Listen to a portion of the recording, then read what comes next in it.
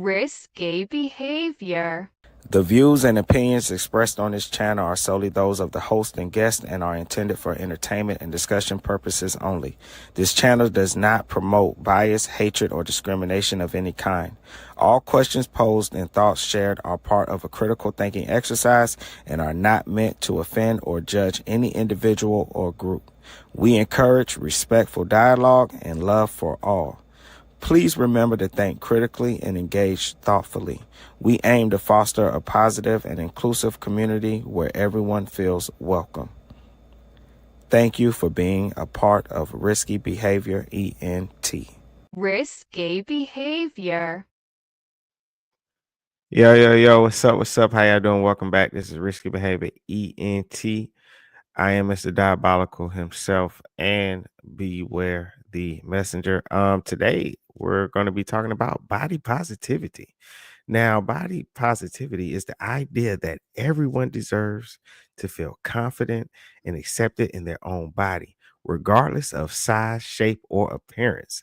At its best, body positivity helps people avoid self-hate, shame, or unrealistic standards, which can be especially powerful in a world that often promotes narrow beauty ideals. However, while body positivity can build self-love and acceptance, it shouldn't become an excuse to ignore the importance of change when that change means better health. Accepting your body and wanting to take care of it can go hand in hand. It's about finding a balance between self-acceptance and the willingness to make healthy choices that genuinely improve your well-being. Well, what made me want to talk about this is because I was on the Jubilee channel and they had a very interesting video called "Is Being Fat a Choice? Fit Women versus Fat Women." And hopefully Jubilee doesn't have a problem with me streaming their content. They didn't before, so shouldn't be an issue now. I thought it was a good conversation. But in the conversation, I could see the effects of the body positivity movement. I just don't feel like they kept it real when they was discussing certain things in this video. Like there was this debate about what obese is, and they kept saying medically obese, as if being obese was an opinion versus a fact. I don't know. It was crazy to me. Anyway, don't forget, if you're in here watching the video or if on the replay, thumbs up, subscribe, tell a friend to tell a friend. I most definitely will appreciate it. Let's go ahead and we're going to jump into this video.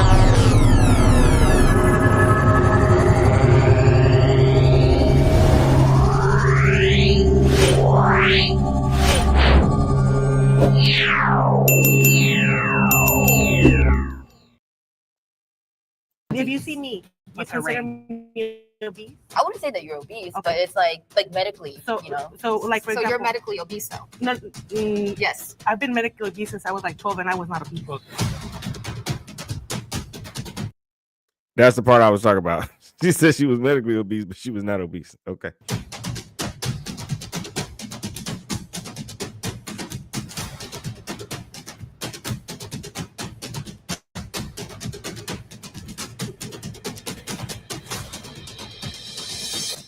Welcome back to Middle Ground. I'm John. I host the Radical Empathy podcast, and I'll be moderating today's discussion between fit women and fat women. And a friendly reminder, if you are writing a hate comment, you are part of the problem. Our first prompt is, your physique is in your control. Will the agreeers please step forward? She has a question. I have a question. When you mean physique, can you specify like what exactly are you trying to? I think physique is like the shape and size of your body. Why were you hesitating? Because, you know, there's a lot of different illnesses around. So I have family members that have like thyroids and they can't gain weight or they can't lose weight. But I think that they can manage to stay at a place that's going to be healthy for them. To me, personally, I do feel like I can be at a better place. I'm working on it. And that's my goal. So Yeah, I agree with you 100%. I think that definitely people have ailments, there's different diseases and all that, but I think at the end of the day, what you can do, the best physical peak for your personal body is in your hands. You may not look. I like what she just said. Your best personal physique for your personal body, how you are, can you control it? Physique means the form, structure, or build of a person's body, especially in terms of shape, size, and muscular development. Look like someone you want to look like, your ideal situation, but you can optimize your body to be the highest performance that you think that you can get to. When I first started working out, I lost 60 pounds, and that included just counting calories. I didn't have to work out as hard. I did the treadmill. I went at an incline, and I just walked the whole time, watching a movie and just walked. I just made healthier choices, and I've been mindful about what I put inside my body. Like you put in that effort, right? You made those conscious decisions to walk on the treadmill, count your calories. You were super exact with everything, and that's how both of you guys were able to lose so much weight, right? So your physique is 100% in your control. It's just that nobody wants to put the effort in. Just so we can invite the disagreeers, that's a great point to bring in our disagreeers. Whoever wants to pick up where we just left off. So while of course there are aspects that I think you can control about your physique, I think there are more things that are out of your control. Like it is so much more expensive to eat healthy than it is to eat like crap. If I go to the grocery store and I just want to buy a bunch of frozen meals, that's going to be so much cheaper than me going and buying fresh produce and fresh fruit and everything. I disagree. I disagree too. Why do you disagree? The prepackaged foods, the frozen ones, way more expensive. I've been on a budget, eternally. I always save money by just going to the grocery store and buying ingredients. I agree with you on that, but I can go get a frozen meal sometimes for $1.50, $2, where if I want to cook a whole meal, like depending on what all the ingredients I'm getting. I don't know what the hell she talking about. She getting the cheapest of the cheapest frozen dinner. Where she getting them frozen dinners from? She getting them old school frozen dinners we ate when we was growing up that was preparing us for nuclear war. Shout out to my guy S. Johnson in the building. He says, big man, any excuse to not get into shape. No eat equals no fat. Yeah, I think people have excuses, like even with the whole, if you know how to cook and you can save money, because those frozen dinners gonna still run you up. Them things get expensive. You can spend that money getting the ingredients, the vegetables you need, and you know how to cook, and you can make that stretch for a whole week if you know how to meal prep properly. I think that's a common thing people using it as an excuse and stuff. She's talking about she go get a $1-2 frozen dinner. You talking about them old school frozen dinners where you cook it and the mashed potatoes be still cold, the milk be flaming hot, and they got an apple pie in there too that you heating up at the same damn time. No, I don't know why she said that. And that could be $10. So you'll get more.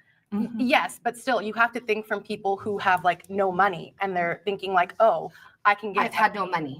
I've had $12 for a week's amount of food. I hear both. I think that you definitely, in the short-term mindset, it is cheaper. You go to a fast food restaurant, they have like a dollar menu. I think they've even increased the dollar menu now. So, Like which a is $2 crazy. menu. It's like a $2 menu. So that's valid, I think, but I think it's killing us in the long term. Like it's like that short dopamine effect, the dopamine where you're like, oh, I just need something right now. Yeah. I think that's the issue. I also did. I like exactly what she just said. I think it's the whole scarcity mindset.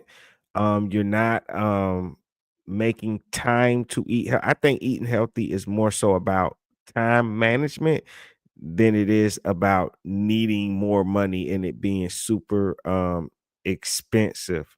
I like what she said. People are in a rush. They're not managing their time. You're working full time, you're picking the kids up, you're rushing, you want to pick up something easy. And that's really what it is. Most people are unhealthy. It's based off of them not managing their time very well and always just being in a rush. Let me stop, get something to eat here and stuff like that. I really agree with what she just said. I want to, just touch on other than like food costs, like there's also privilege when it comes to like having time Yes. to cook stuff. Definitely. Like if you work a 100%, full-time job, 100%. if you have kids and stuff, a lot of the time it's just easier. You don't have the time and energy. Like I enjoy cooking, but it's a lot of work sometimes. And it's much easier for me to just like go through the drive-through. And then also privilege when it comes to like your mental health. When you are depressed, when you're struggling to even like get through the day, it can be really hard to have that motivation to eat well, to move your body and stuff. So for then when people are like, oh, well, why aren't you working out? It's like, dude, I can barely even get out of bed. So like, Yeah. please stop with that. I just wanted to say that I didn't step forward because I have PCOS and I just recently got diagnosed with it. So with PCOS, it's so much more difficult for me to lose the weight and control what I want my physique to look like. It's just so much harder. It's not impossible, but it is. We can fix it. It's something and we that can can fix be it. fixed. PCOS, we can fix Sorry it. to cut y'all off, but Brie, I just wanted to hear from you. And before she goes real quick, because she was kind of irritating to me. They've not described why your physique is not in your control. It is in your control. And I think there's a big difference because what they're saying is they have not taken control, right? I guarantee if you ask any of these people, what's your favorite show that you like to watch? I bet they could tell you. And if you got time to watch your favorite show, then that's something you could cut out of your life because they tell most people 30 minutes a day. And so if you ask them what their favorite show was, I bet you they could tell you. That's something you could cut out of your life and spend that time working out and exercising. People are not giving up their pleasure. And so when they pretend like they don't have the time, really what they're saying is they're unwilling to sacrifice. So you're not saying that you don't have control of your physique. What you're saying is that you have not taken control of your physique. And those are two totally different things. The question, like, your body is in your control. I just think it is not 100% in your control. To say it's like black and white, you can change it or you can't, is just crazy. It's just so nuanced. I really like appreciated you bringing up like the food access that you have, the knowledge access, your socioeconomic status. I go to the gym, I sit there and I'm like, if only everyone had access and the free time to do this. I'm sure so many other people would love to do that. But people are struggling. They need to pay their rent. They can't just allot that time. They need to prioritize. And I think that's ultimately what is really sad. Yeah. Everyone would love to take care of I themselves. disagree. I'm sorry, I disagree. Like there's some of us who are on the fit side that don't have that privileges. I wake up at 4 a.m., have a full-time job. I get it done. At the end of the day, it doesn't matter. I want to be the highest version of myself, the most evolved version, and she has to show up. But your life allows it. Yeah. No, Your I make my life No, allow exactly. it. I You surround do, myself but with other that. people don't have the possibilities that you They have. do. They just Not everyone, no. And I also think there's something to be Just said. gotta put the effort in. That's it. But I also think too, like let's say for example, you're a teenager and you're like 500 pounds. Yeah, The absolutely. work that you need to do to remedy that is ungodly. Like that's really challenging. That's a hard agree. thing to do for I anybody. agree. As opposed to like me, I was really skinny and then I decided, oh, I'm gonna go to the gym. I put on my weight. The results are showing. It looks like I'm working super hard. I make these choices like go girl. Right. But that is not the same accessibility that someone can make that change for themselves in different circumstances. I agree. So I My think only that is caveat is it's hard for both, but it can be done, is my point. Yeah. I wouldn't That's say my And she's really being insulting, like this whole it's different for them. Like it's impossible for them. But for me, like I was skinny and I just put on weight. Like, get out of here. Everybody got 30 minutes a day. And if you ain't got 30 minutes a day, you're lazy. You got 30 minutes a day. Okay? You got 30 minutes a day. Ain't no excuse around that. that it's as hard for me as someone who's overweight trying to lose that weight. In my opinion. But do you believe that can be done? I believe it can be done. I believe Okay, it can so be we done. But I agree. think empathy and compassion for the different circumstances that may stop someone from doing that is necessary. To see like, oh, get off your ass and like do all this. No one said which you're that. not saying, but I'm saying some people, commenters, Myron's might be not in saying this that. episode. Myra was the word. There is a spectrum for your body. Our height isn't under our control, our fat Right. distribution, our bone density, our muscle density, our metabolism. Yes. These are all things that make up who we are. But in that spectrum of health, absolutely, we can change who we are Yes. with what we got, right? And then we'll Yeah. stop right there and move on to In other words, you might be shaped like a V, but you better be the best shaped V. You might be shaped like a circle. Be the best shaped circle. You might be a square, but you better be the best square in the best shape. body positivity can promote unhealthy habits. Will the agreeers please step forward? I think blind body positivity can be harmful if it's just like always like don't ever consider any possibility that you could change something or improve your quality of life. Just blindly accept yourself. I think that's where it can get kind of toxic. I don't look like how I looked when I was 20. So body positivity is encouraging yourself to accept you're going to transform eventually. When you're 40, when you're 50, you're going to get wrinkles, you know, all these things. So yeah, definitely body positivity should have taken another route instead of just saying it's for bigger people, because it's not. It's for all the variety of people that need to accept you're changing. Yeah, I think the pendulum has switched to the furthest extreme. I think body positivity was created because there wasn't a space for people who could have acceptance in bigger bodies. And I think it's just gone to the furthest extreme now. And Like women come in all shapes and sizes, right? And every woman is beautiful. And I think that you should really be confident in your body and the way that you look, you know, wake up feeling your best. But I feel like especially on social media and in society today, this body positivity movement, I've seen like multiple times where there's like obese women promoting body positivity. And it's like, I wouldn't want like my What's kid. obese for you? Like an unhealthy lifestyle. No, like but like, what do overweight. you mean what's obese for you? Obese, like Before she give what is obese to her, you know, I be looking up stuff and I just say it because I like for people to agree on the word. So obese means having an excessive amount of body fat that may pose a risk to a person's health. Medical definition is, in clinical terms, obesity is usually defined using body mass index, which is the BMI. A BMI of 30 or higher is classified as obese. Example, someone who is 5'6" is generally considered obese if they weigh about 190 pounds or more. Health context: obesity is linked to higher risk of conditions like heart disease, diabetes, and high blood pressure. It's really not a word that people should be giving their opinion about it, but of course, people are going to do it, and doctors tell you about it because it's about your health, because what it is linked to. Doesn't have to be a bad word. It's just a word that can be of a warning to you, like, hey, let me get this in check, right? Because it might not be an issue when you're young, but trust me, when you become older and you begin to slow down even more and more, you don't want to be pulling around a lot of damn weight. like a Like for medically me, obese. if you see me, you What's her consider me range? obese? I wouldn't say that you're obese, but Okay. it's like medically, So, you know. so like for So example, you're medically obese though? no, Yes. I've been medically obese since I was like 12 and I was not obese. Well, does anybody here? So Would anybody here explain what they mean by medically obese? Just- Exactly. Yeah. I think Like, BMI. At like when you go to the doctor's Yeah. office and you get weighed on a scale and they'll tell you, oh, you're a little bit overweight, or they'll say you're morbidly obese, you're Because of your whatever height. thing. So like, everything. like if you look at me, you would be like, oh, she's a little plus size, but I am technically considered obese. So You see that? What she just said. What about her is a little plus size? And this is when people say the danger of body positivity. She is not no little plus size. There's another woman, she's standing in the back, y'all can't see her now, that has on white. She's a little plus size, but this woman ain't no little plus size.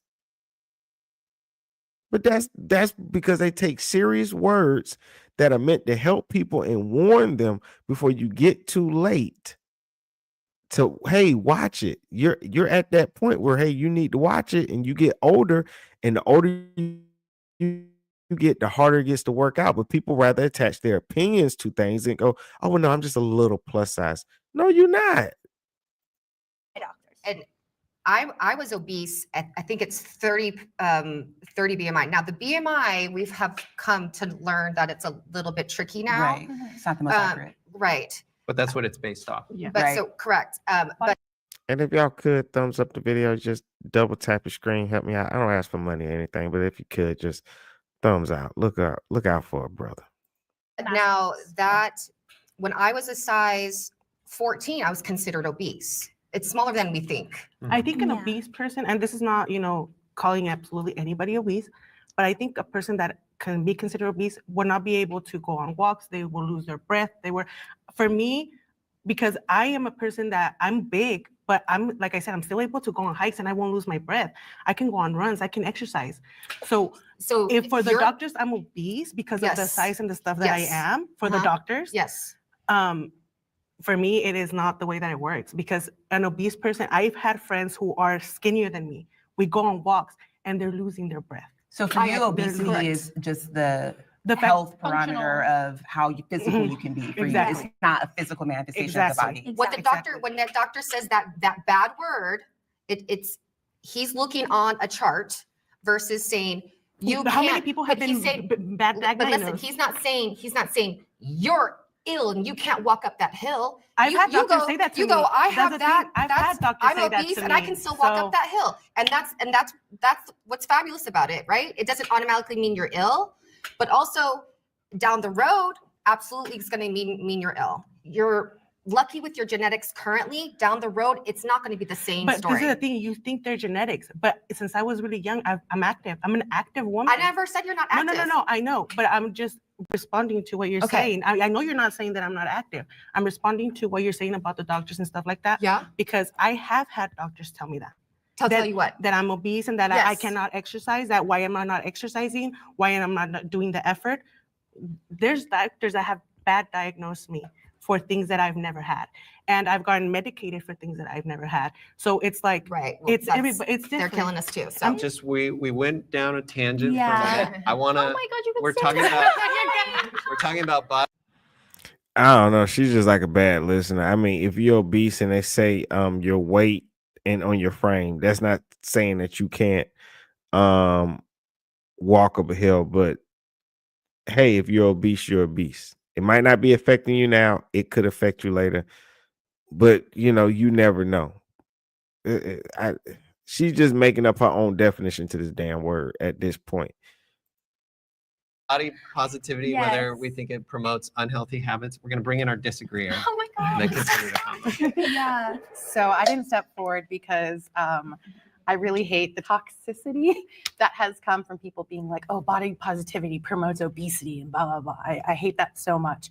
I think there is like the minutest people who are doing that. The vast, vast majority, I do not think promote obesity. Body positivity to me is just loving your body, accepting your body how it is, and not hating yourself. Like you shouldn't have to wake up every day because you're 400 pounds and hate yourself. Like, I don't think anybody should be hating themselves. So that to me is what body positivity is about. And it's also about equality in how people are treated. Like, for example, Lizzo gets called out so much on like, oh my God, she's out there with her ass and stuff. Like, oh, it's so disgusting. But Chapel Roan, who, God, I love Chapel Roan, was at Govball and came out as Statue of Liberty and had her ass out. Did not see a single person online saying, oh, so why does she have her ass out? It's like, it's a double standard. People inherently hate fat bodies and don't think they should be seen in I society. actually disagree with that because I do see people hating on Chapel Roan for the way that she looks and her outfits, and there's going to be hate on both sides. Of course, there's going That to be is going hate, but to be I there. meant like the volume of hate that Lizzo gets compared to Chapel Roan. Like I would say, like it's much smaller. Like I just you constantly hear about like Lizzo, and I have a question. I have a question Yeah. about Lizzo. Okay, Always one of comes the back few, to Lizzo. one of the few. She's lost weight too. I know. She's lost a lot of weight right now. One of the few times I saw her streaming, she had this gorgeous cake was gifted to her, enormous. Went in with it with a fork and was eating constantly and talking to the camera while she was streaming. The volume of the cake that she ate, I just went, oh my God, how many people are watching this? This is absolutely, it was a horrible representation. I hated every moment of it. What do you have to say about that? well, my question would be, if there was a thin person doing that, would you have had that same Yes. reaction? Yeah. Okay, then I think it's more about like she's not promoting obesity by eating cake on camera. She's just eating cake. But on if camera. she's the representation of body positivity and she's behaving this way, is that promoting Have a you negative noticed light? that she just posted a video that she lost weight?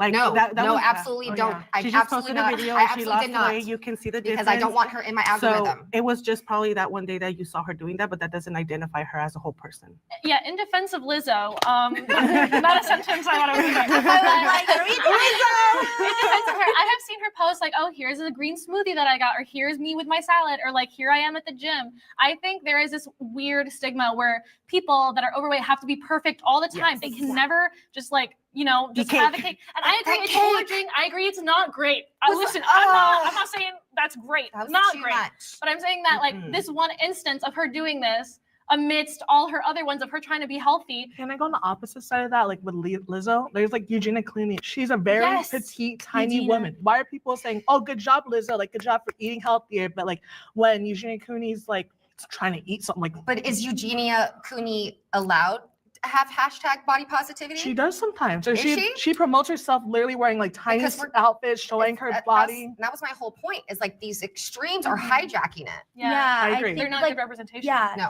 that like the algorithm, they will push out the most extreme cases because they get the most views, and Right. it's what people want to see. Yes, it's dangerous. Including these conversations. Although this was pretty reasonable. All right, let's reset. No matter who you are, there's no denying that injuries can really put a damper on your everyday life.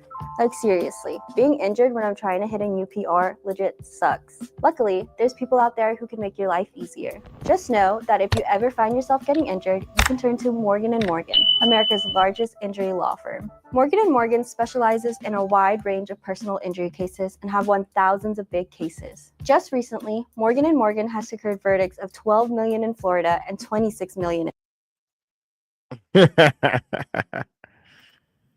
What up, Chicken Taco says fat chick is a hater.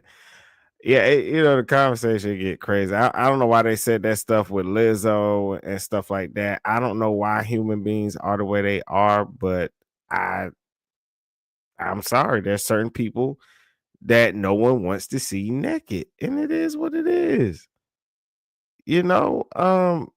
When I was younger, it's probably a time I take my shirt off to show off my six pack. I don't got it no more, and so I'm not showing off like that, and that's okay.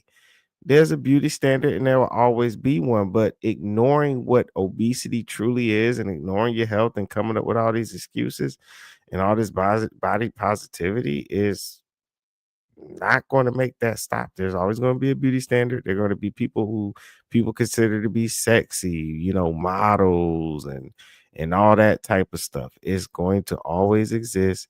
It's not going anywhere. You can ignore it. The only thing you're going to do is hurt yourself if you're not paying attention. But it ain't going nowhere. And it's so crazy because the people that say that blows my mind, right? I've seen bigger women say that stuff about body positivity, but if you ask them about the type of guy that they want to date, majority of the time they don't be saying their type is a guy that looks like them. It's body positivity, but you ask them what guy they want. Oh, I like a guy kind of tall. I want him to be fit and stuff, and my jaw hits the floor like in shock, like I can't believe what the hell I'm hearing. This person speaking body positivity that's overweight, but their type is not even them. So I don't get it. I think we all know it's beautiful. We all know what sexy is. There's no denying it. And I don't think nothing wrong with it either. Okay? I'm sorry. But if you like in the action movies like I am, I don't want no big fat dude being the action hero of the movie. I don't. I don't. I have taken a weight loss drug. Will the agreeers please step forward? I guess everybody's perfect. I'm like trying to see like what do we define as drug? Just I think we're talking about the Like weight, Ozempic? Pills? yeah, or... wait. Well, any Like diet pills? drug that you've taken. Yeah, wait, I'll... Sorry. But yeah, come on in. Let's hear your story too. I have used weight loss drugs before I knew the power of them in college and that you could get them over the counter, but they were incredibly strong. Probably needed to be controlled at that time. But I was just so obsessed with my body size. I've pretty much my whole life, and that's just the culture, American culture that I was raised in and lived in. And so I would try drastic means, and I've done things that would just get you super wired. Even as an adult, once I figured out how to eat, I gained the weight back during the lockdown, like a lot of people did. And I go, gosh darn, I was so upset. And I took a prescription weight loss drug that was prescribed by a doctor, and I was able to drop the weight quickly. I used it as a biohack. I used it short term just to get the weight off, because once the weight is off, now it's on you. You have to know how to eat. So this is more recently. Yep, and this is absolutely recent. Was too. it like Ozempic, something like that? Phentermine. You can get it prescribed. It's a controlled substance. It's hardcore, but it takes the thought process out of your mind. That thing, that monster that always tells you you're going to get your next serotonin kick by that food, and you're hyper focused on eating, and it takes that monster, stops talking. So now when the monster stops talking, you go, I can control this. I can make changes in my lifestyle in order to make healthier decisions to keep the weight off that I just lost with this drug. And yeah. I was so desperate to lose weight. I was like on TikTok scrolling through, and like they were sharing like, oh, this drug does this and this is that. And I was like, okay, I'm going to go ahead and just blindly buy this thing, and showed up at a horrible time. What kind of drug it was? It was a pill that I took, and it like suppressed my want to eat food, but it also like had some really bad side effects. Like when I would eat, I would feel sick after. And I realized like, oh, I'm feeling horrible all the time and having this energy low and like just feeling physically sick. How long were you on it? I was on it for 2 months, maybe. Did you lose weight? I lost some weight, but as soon as I got off of it, I gained all of that weight back. Yep. You have to know what to do once you're there. Exactly. What are you gonna do? Exactly. It was like the crutch, and like you just relied on it so much, and then once it was gone, you had to do your own thing, and you have to figure it out. You had to figure it out, and the pill was doing all that for you, and then for me, I gained more weight than I lost when I was on it. Let's bring in our disagreeers. I do want to be fair when I say, though, I do know there's a good thing to body positivity, especially when it comes to these drugs and the thing that it does to your body. Because I do know that as a man, the beauty standard is not going to be anywhere close to being harsh on me as it is to women. I have to be honest and say that.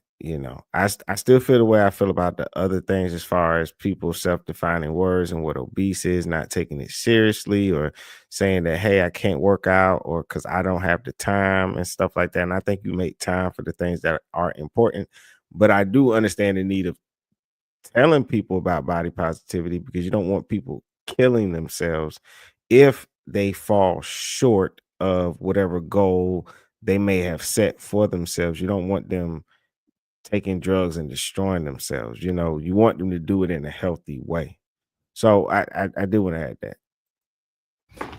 So I've heavily considered taking Ozempic, but I've decided not to, because you either have to stay on that drug long term to keep those effects, or if you get off of it, most people are going to gain the weight back. So I'm no longer interested in anything that is not a complete lifestyle change. Like for me, I have learned over the years that I would prefer to be fat and happy than thin and miserable. So like right now, I'm just trying to, eat less processed food, stay away from like sodas and stuff for the most part.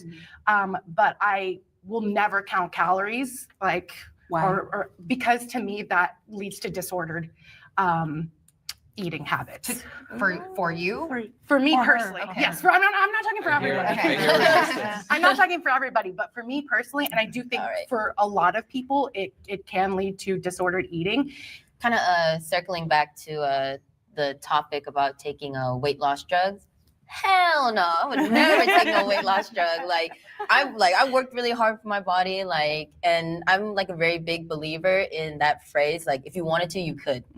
Wouldn't you be so much happier if you lost the weight and you look back on it and it was like, yeah, like I did that. Exactly. You know, like that was 100% all me. I didn't need no help. I didn't need no cheat codes. Like this was the work that I put in and I got the results that I wanted. And that was the mindset that I wish that I had before I took the drugs. Yeah. Because like I was super naive. I was like 18 years old and I had no knowledge about anything. And I was looking for a quick fix because all these people were telling me, oh, you need to lose weight, you need to do this. And that was in my own household. So it was my family telling me this, along with my friends and everything like that. It's a lifestyle change ultimately. These are tools that you can utilize, but if you are not changing your lifestyle to go with it, then what will happen for you? And so I think that's really ultimately what it is. If you're not ready to commit to the lifestyle change, using these tools is not going to help you. When people do these quote unquote shortcuts, a lot of the time, like mentally, they're not there. So they lose the weight and then they're still like not fixing the problem. Exactly. It was like, I ain't gonna lie though. I like shortcuts. I hate working out.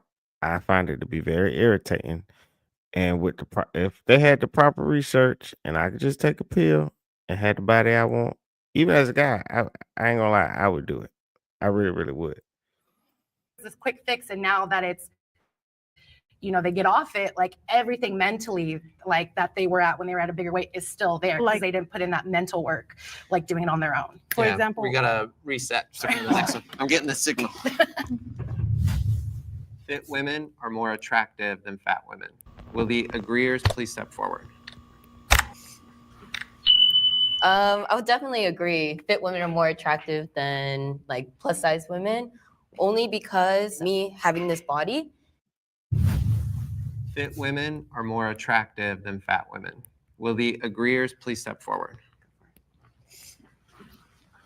I would definitely agree. Fit women are more attractive than like plus size women, only because me having this body, it shows that I can commit to something, right? And it shows that I'm hardworking. So I feel like men looking at my body can see, oh, okay, she's dedicated. She put in the work, and that can be an attractive quality that men see in me. I would definitely go for like a more muscular guy.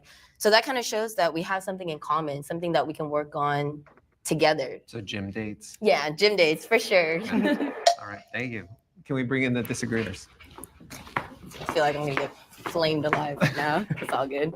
I'm bisexual, so I Hey, love girl, me women. too. I Yes, love women. yes, all the bisexual. I think that all women are beautiful. I've had relationship with women that are fit, that are not fit, variety. And I can tell you that personality-wise, the skinniest ones and the most beautiful ones have had a personality that I cannot work with. Me, personally, me. So, and it comes from a place that the way that I grew up, the way that they grew up, thoughts, minds, you surround yourself with people that you like, that is like you. Your personality has more beauty than the way that you look. Your physical looks will disappear. My grandma, she used to be a very petite, tiny woman, grew up in the Philippines. My grandpa the same way. Now they're a little bigger, they're more comfortable. 50 years later, still in love. My grandpa always makes jokes. Like when I remember growing up, he was like, this is Burger King and this is McDonald's. I'm the king and I'm loving it. And I'm like, that's my grandpa. He showed me like you can appreciate a woman through all the changes, you know? Like, exactly. And that's why I love, like I could be, once I get skinny, like my boyfriend. What the hell is she talking about? Your granddad did not meet and fall in love with your grandma when she was fat. And that's out the words of your own mouth. Okay. There's a difference.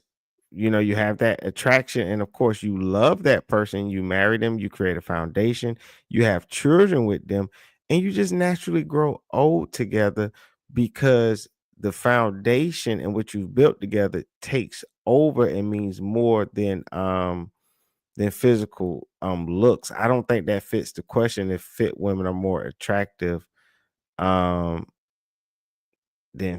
fat women. I just think that's a bad example. And I hate when people say that. And I think that's another bad thing about the whole body positivity thing is that people have to lie to each other. I think in general, people are going to be more attractive to someone who is fit. They don't have to be muscular or crazy like that, but just somebody in shape that looks like they care about their body. you know? And it's weird to me. And then they say things just like the girl who was speaking before with the red top, you know, she says all women are beautiful. And then in the next breath says, well, skinny women have this personality. So she demonized and just now all skinny women have bad attitudes and stuff like that. And she just has to be correct. Why? Because she's like she said, oh, I'm bisexual. And so that okay, so skinny women have some crazy attitude that you don't mesh well with. Like, what are they talking about? Boyfriend can still love me, but maybe he loves me more because how I am personally. I think people like to be like, oh, it's always going to be the fit woman is more attractive than the plus size woman. I just don't think that's true. Like, there's a lot of beautiful fit women. There's also a lot of not very beautiful ones. Right. You know what I mean? To assume that size will always equal more attractive, I just think is like silly. It's a case by case basis. Because I'm more on the healthy side. Well, you can be It thin and not healthy. Yeah, Let's be yeah, clear. exactly. But the biggest issue I have with what you said, I disagree with you. I think as a fit girl as well, fit girlies, but I still disagree with you because there's beautiful women who are in bigger bodies. Like, I feel like it's an arrogance almost to be like, oh, because I'm fit, I'm more attractive. Like that's, it's ridiculous. And the biggest issue I have was what you said about men being attracted to you more just because you're fit. I think that that's basing your worth on a man. And I'm married, as a married woman saying that, I just don't understand what that has to do with the principle of just physical attractiveness. It has nothing to do with if someone else deems you as attractive. It's like just solely based on the physical. So I 100%. It is based off if somebody else finds you attractive because the question is, are fit women more attractive than fat women? What would be the purpose of the question if it wasn't based off other people's view of you? So what you're saying doesn't make any sense. 100% disagree with you. I was debating actually stepping forward because of just what society has taught me my whole life is like, thin is more beautiful, thin is more beautiful, thin is more beautiful. And I've really had to work on unlearning that like for so many years. When I was like, 19, 20, I was like, oh, the reason I'm not in a relationship is because I'm fat. Like I need to lose weight and then I'll become in a relationship. Then someone will love me. And I thought that for so many years. And like my self-confidence was like down here. And I really had to work on unlearning that. And I'm still trying to unlearn that. But like I have learned over the years that people are attracted to different things. So if you ask one person, they're going to tell you, oh, this is what I'm attracted to. And if you ask someone else, they might have a completely different answer. So I think attractiveness is subjective. I think when it comes to society 100% says skinnier is better. I mean, I hear a lot of what you're saying, but I'm curious, anybody want to share, like, what is the type of body that you're attracted to? To men, on men, other. Well, I don't know. There's people who are attracted to So whether it's men or women, what kind of bodies are you attracted to? Because I've been smaller and bigger. I am tall. I already am eliminating a majority of people because I'm one taller man than me. But you know what? Somebody on your show, Zach Miko. Was that the tall guy? It was the model. Oh, yeah. The plus size model? He was Yes. cute. So unfortunately married. So it's like I Sorry, have Zach. dated some fantastically gorgeous men, but What's up? You said no effing way these big ass girls are saying they are more attractive. That's what they're saying, but that's one of the bad negative things about body positivity and stuff. And I think people are not really very honest about things because even when you have this big girl that is attractive, it's the girl, she's big, but for her size, her body is well proportioned, or she just for whatever reason has this amazingly cute face. And I hate that I did not have it prepared, but I had a video, but I forgot about it, but I could tell y'all about it basically. And I'm pretty sure anyone that can hear the sound of my voice knows that they've seen this. You've seen before and after pictures of women when they were big and when they lost the weight. And it was shocking how much more beautiful they were. And you could see the literal change in their face. Like some of these women, they got the double and the triple chin and stuff. Like Like, seriously, how could you say that you're more attractive at that stage than if you were fit? And if you're going by fit women versus bigger women, it's you're talking about a physical attraction, not a mental attraction, not the emotional attraction.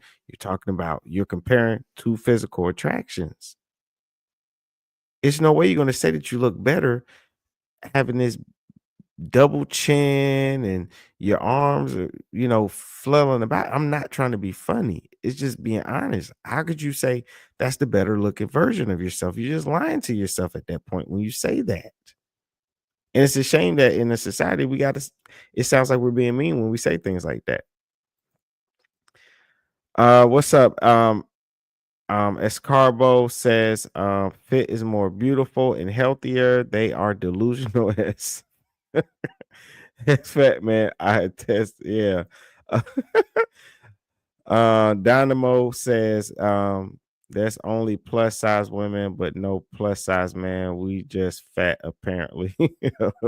They actually got this it's another one I'm gonna probably do. I might do it tomorrow, but they do got one fat man versus a fit man. But you're right, man is just fat, and there's no body positivity for them. You saw what 50 Cent perform, and he hung upside down. Everybody told him to sit his fat ass the right way. You can't hang upside down no more, 50 Cent. You fat, and he just had to take it. It was no body positivity for him. Nobody said, you know what, fat man can be more attractive than fit man. So. Right? So it's crazy. Up says women don't hold themselves accountable. As a man, we know we have to stay in shape. We're not going to say we plus size, man. What the F is that? Exactly. But it's a little bit different for women, but it's that body positivity. I can get in some ways it's good because you don't want people necessarily hating themselves to the point where they cause themselves harm. But I think there's an honest way that you can do it where people still take accountability and take care of themselves versus accepting things that are not healthy for them. What's up, Mr. Niner says, Mr. Niner the best says, I've only been called fat fuck. Yeah, man. If you're a guy, they're gonna call you fat. You can't be plus size and it can't be no positivity for you. I remember I gained weight at one point. I was getting bigger, my stomach pointing out, and men, we are not nice to each other when it comes to things like that. We'll tell each other like, bro, you getting fat, man. You putting on weight, dog. It ain't no body positivity. You need to still love yourself. We be like, yo, dog, I'm going to the gym this weekend. You need to come with me. You're getting fat. Like we ain't holding no punches when it comes to each other. As a man, it's like, yo, dog, you need to get yourself together, man. Like for real. When I feel most comfortable and myself and I can feel just kind of let it all out is a guy that's has some cushion. Gym people for gym people. And, and that kind of seems like unattainable, not my vibe. No, I appreciate the specificity. So I do have a type, but also like I've never dated before. So I'd say like my type goes from I like my type goes from like Prince Eric to Fluffy. Yes, the comedian Fluffy. I just feel like I could like hug him. Like he would give the best hugs and be like the best person. It's a very wide range. Yeah, a very wide range a lot of infinites to that. But like I don't discriminate against like body type or anything like that. It's funny because for me as a bisexual woman, like what I like in women versus what I like in men is like very different. So men, I'm very much like you. Like dad bods are kind of like what I'm the most attracted to. I don't want someone like super, super big, but I also don't like super skinny or like super, super buff. Like you have a little muscle, that's fine, but like the really buff guys, like not my thing. But for women, I like way more different kinds of women, like thin, big, like Mister, you right. That is some BS, man. She don't like no damn Fluffy. She probably thinks he's cute, like a little stuffed animal, but ain't no way she would take him seriously. You said even the way she said it was like, oh, he says they, oh, he like he's a puppy or something, but she ain't say it like he's a man, like she would love that and she would want that for real. No, yeah, she's lying. She's just being funny.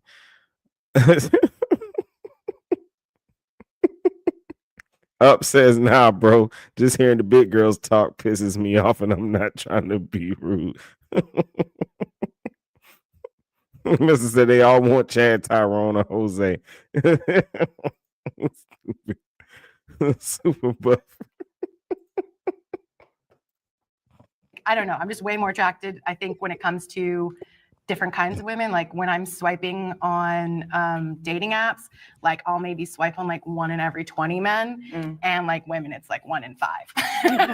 Women, I just think overall are much more beautiful than men. Like even, and we have better profiles. Let's get this. Yes, that too. All right, let's reset.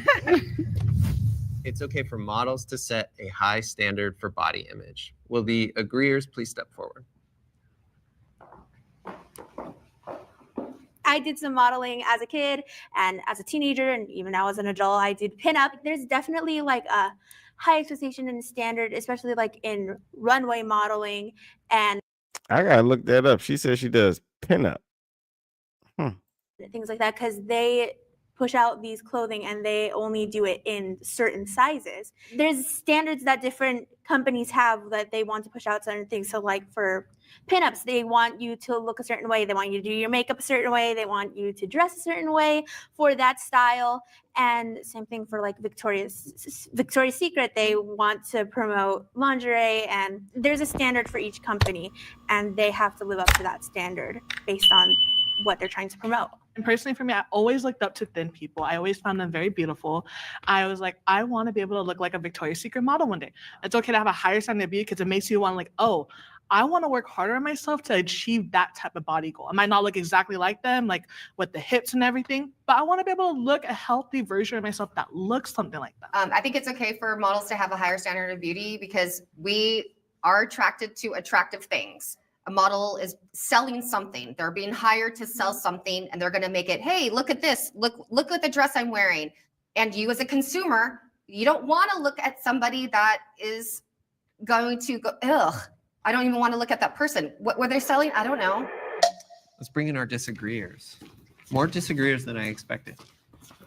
I completely disagree. I think we all forgot what modeling industry has done for women in our society. I think we kind of went blank for a second.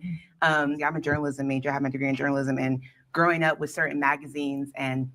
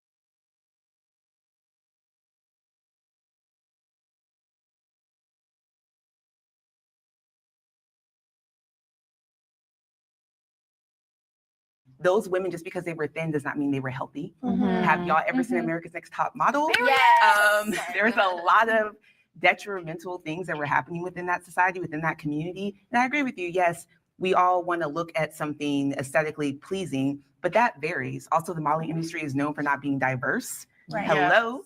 So I don't.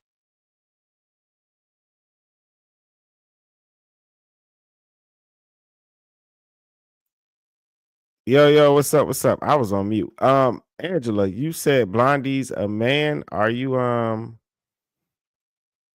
you know something we don't know for real? Is that a guy? I don't know. We just like blacked It's out for a very second. diverse now. Now. It was not when I started. Yeah, but was it's not. not that diverse now either. Exactly. It's evolving, but I wouldn't go as far as saying it's that diverse. But I think that it can be very detrimental as a young woman. I think the body positivity movement kind of was created in juxtaposition because of the modeling industry of the 90s and early 2000s, how toxic that was. I do think we have come a long way, but we still have like much further to go. The average size of the woman in the United States is a size 16. So why are we not seeing that reflected more on runways and modeling and stuff? You know, I also have issues with it when it comes to a lot of plus size modeling too, because a lot of plus size models, they have the curves, but they have no belly. And that's so unrealistic for most plus size women, where it's like, most plus size women, if you are a size 20 like I am, you're gonna have a stomach. And most of those photos have been photoshopped. Yeah, or they even put Or they have padding BBLs, on smaller or they have models BBLs to make them look you know, bigger. The standards keep changing. How many models do they need to show all the different body types that for this to sell one dress? Sounds like there's a tension between the market. If the data says more Right. people clicked on this body, even if it's unrealistic, Risks. And my bad, y'all. I sometimes mute myself. I'm dumb as hell when it comes to that. I mute myself to like try to hear how the audio is going on during the show, and then I'll forget to unmute myself. But my bad. I was just saying, like, I had thought of something, because I was like, when you hear bigger women speak, they'll often say something that pisses them off. Is people that tell them, "Oh, you're cute for a big girl," but you never hear like a fit woman say, "Oh, people tell me I'm cute for a fit woman." And so that's why I was thinking about and remembering. Also, you got like webcam models, right? If you have like a fit woman, or she's doing like webcam and porn stuff, it's just like regular porn, right? But you'll see some of these bigger women, it's kind of seen as fetish porn, and you'll see some of them even feed into the stereotype of a big woman. You know, they'll be eating on camera, pouring syrup on their bodies, going into that stereotype of this little fetish porn freaky thing and stuff like that. So that was just something I thought about, because of when we were talking about who's more attractive, a bigger woman or a fit woman. But that's all I was saying and stuff. That body in the ad. Yes. But what you're saying is that's unfair representation of the true customer. Yeah, exactly. Because then I'll like buy something that I saw on a plus size model who has a flat stomach, and then I put it on, and I'm like, oh, I hate this because it's clinging to like all the wrong parts. I just want to see something that it doesn't have to look exactly like me. I think for a long time, people thought that diversity in sizes wasn't marketable. Like, I can't make money from showing all this diversity of sizes, but I think that there are new brands coming, like Savage X Fenty with Rihanna. She has proven that you can have diverse bodies and you can still market and sell. And let's be real, most consumers are not the models. They look different. Women should be fit enough to protect themselves. Will the agreeers step forward? This is something that I always say. Listen, no shame to people that are thinner, but I just think you're so vulnerable when you're thin. Like, if you're petite and you're frail and you're not strong enough to fight back, I don't think that's safe for you. I'm a proponent of like building muscle. That way you're sturdy. That way if someone tries to come up on me, they're going to feel something. Right. I think we shouldn't have to. Yes. Like, it sucks that we're in a society that we do, but we have to. Yes. You're prone to danger at any moment.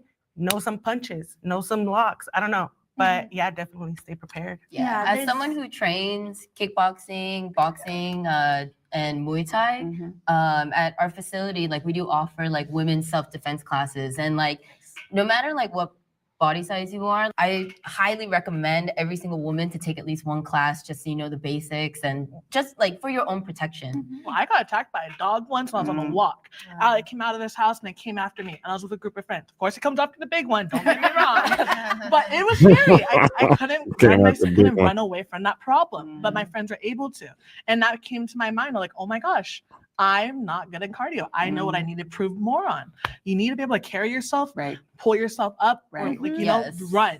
Even for you, for your kids, you know, an emergency, your kid is swallowing something and it got stuck, or you know, everything around you needs your full potential energy. So yeah, definitely everybody work on their own pace and just make sure that you work on things that are going to help you and stay safe because it's dangerous. Not to be an easy target.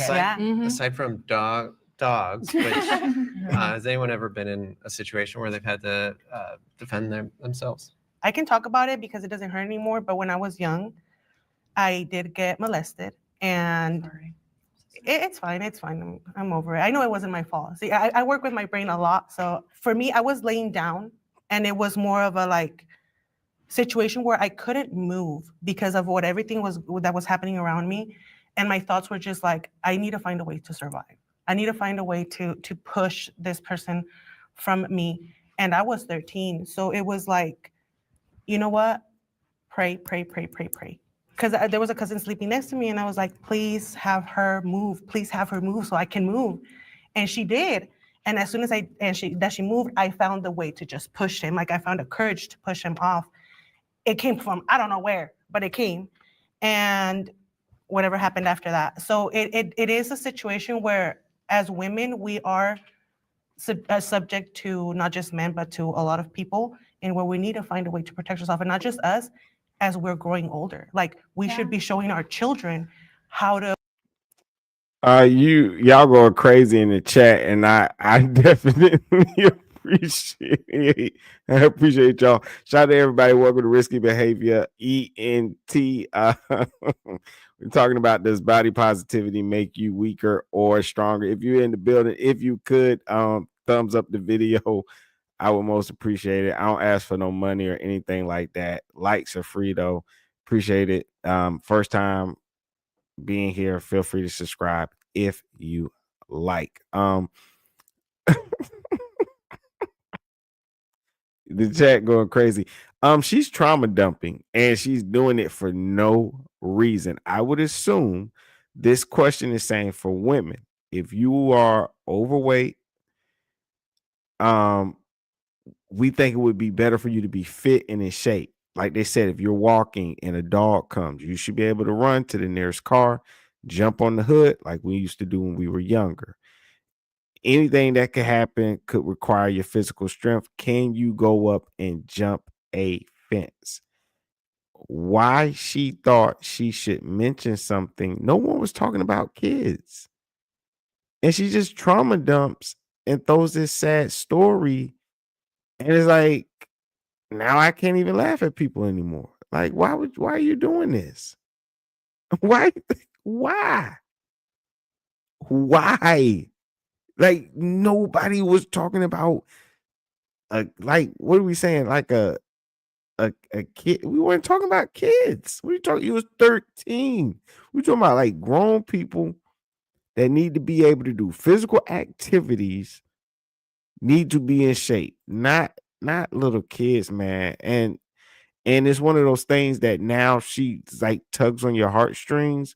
And so you're afraid to say anything to her because people are going to say you being insensitive. It's crazy.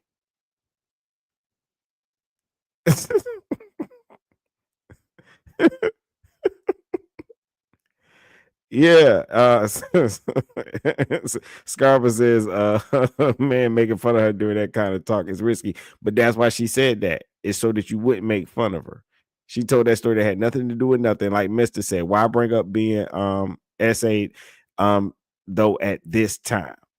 Like, come on. It's crazy. She's trauma dumping so you don't talk about it. That's what she's doing. And who not to trust, instead of judging them, instead of expecting from them, you should be teaching them to find their way and what works for them, to find a courage to save themselves from whatever is going to be a struggle for them in the future. Yeah. So Thank you for sharing Yeah, that thank story. I have abused my body. Will the agreeer step forward? Personally, for me, I've always suffered with anxiety and depression since I was young. I haven't grown up in the best areas. I used to self-harm in different ways. I suffered with like purging and everything, and like actual like physically cutting myself. Sometimes I even tempted to like burn myself.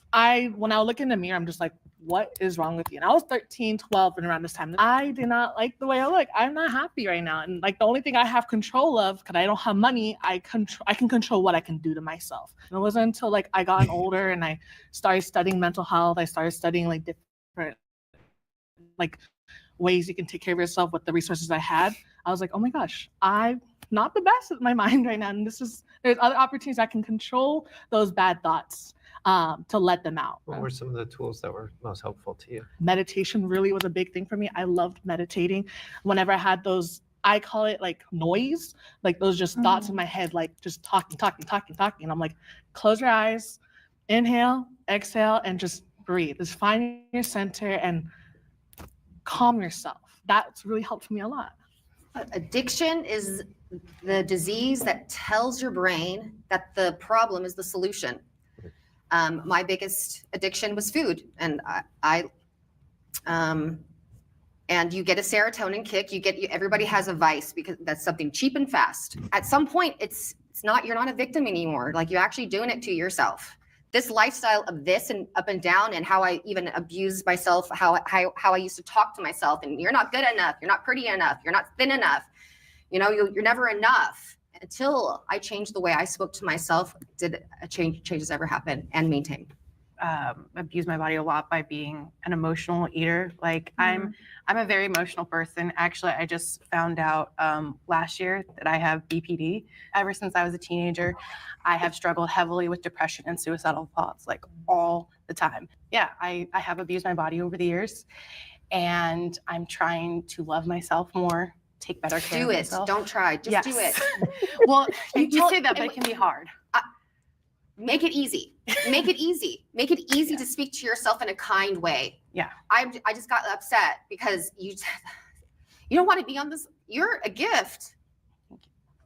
How dare you take that beautiful gift away? How dare you?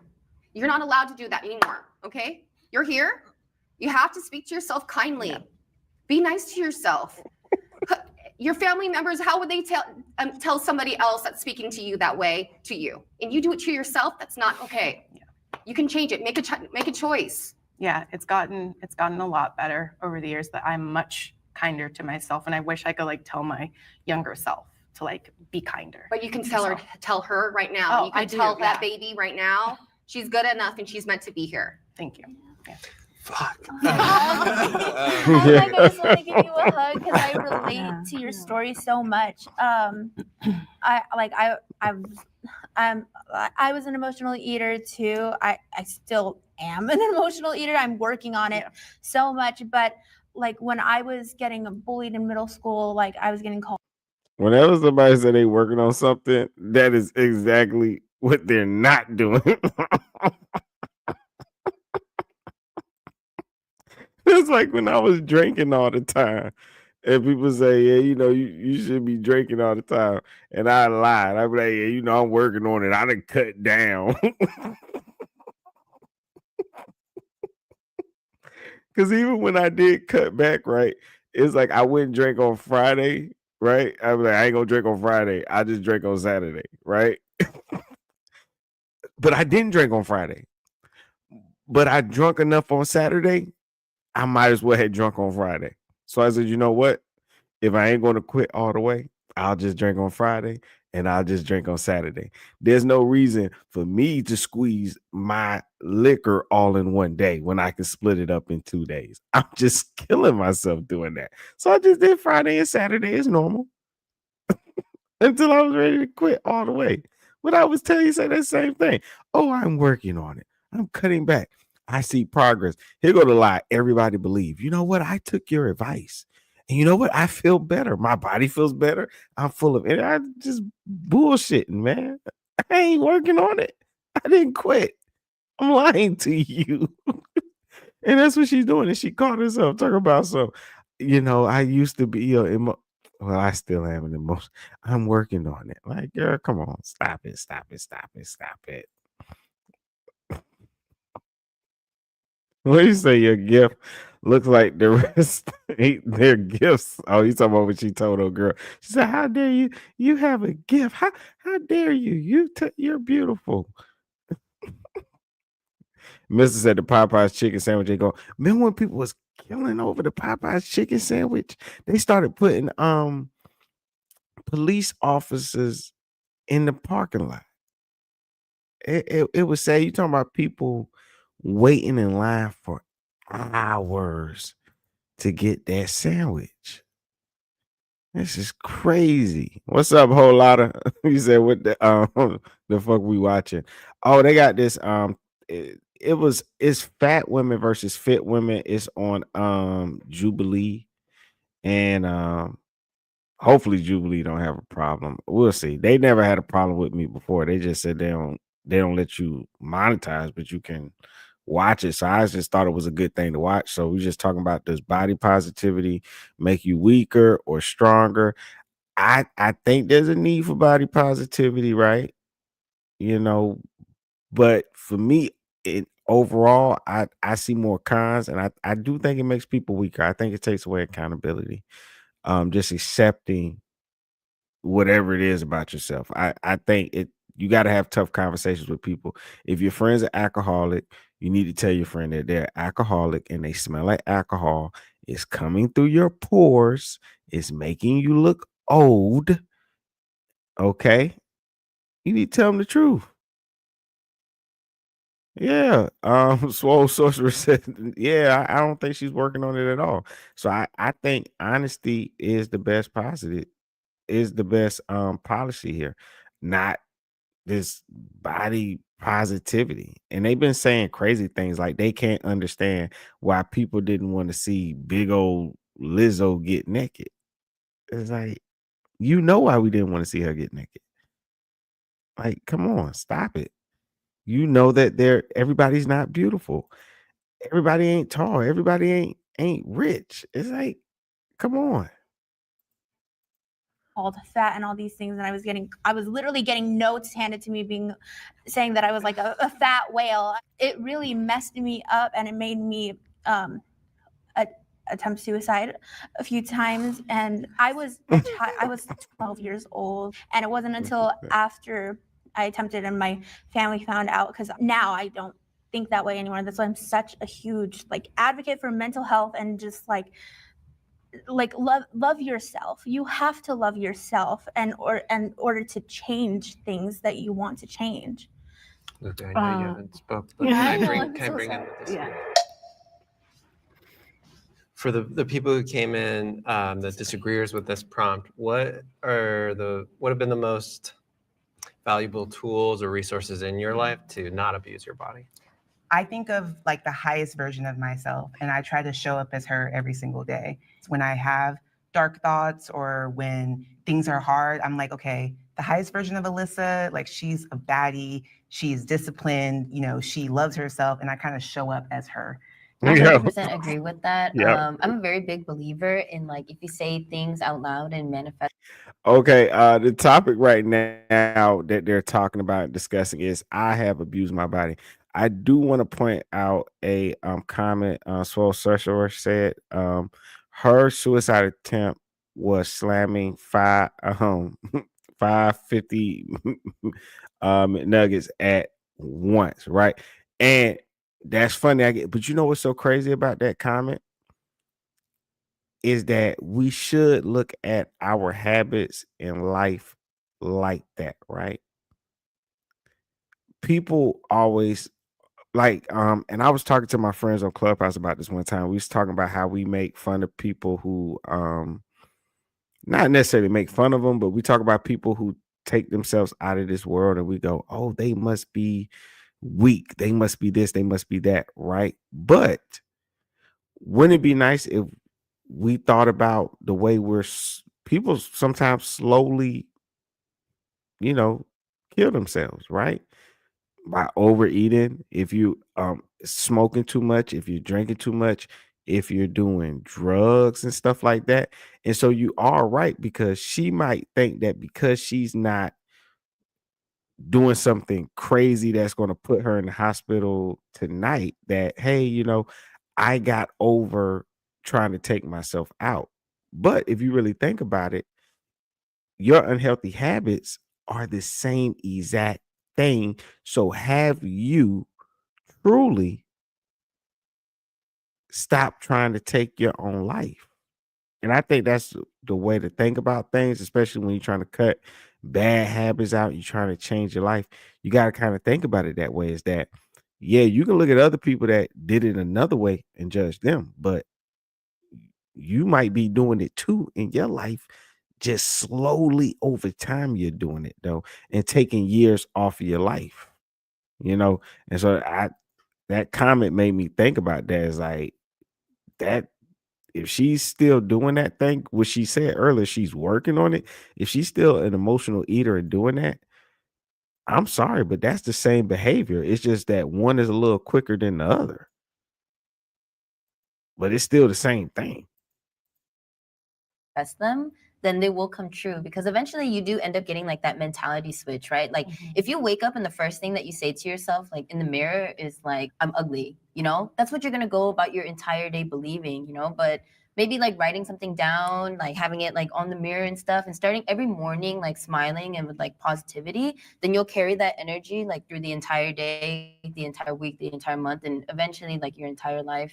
If you have a network of people that if you're feeling any kind of emotion or going through anything, having that kind of community to help you figure out how you can go about this without doing some detrimental harm to yourself, I think it's really amazing. And again, a privilege that I was able to have that. And if nothing else, I hope anyone watching this can really see and empathize, and like, you can't just look at someone and be like, oh, they're this and that, or they're lazy, or they don't work hard enough. Like, I think this conversation has just been so illuminating for me, and I hope it's illuminating for everybody. For me, That girl in the pink is like so irritating to me. She's giving literally everybody an excuse.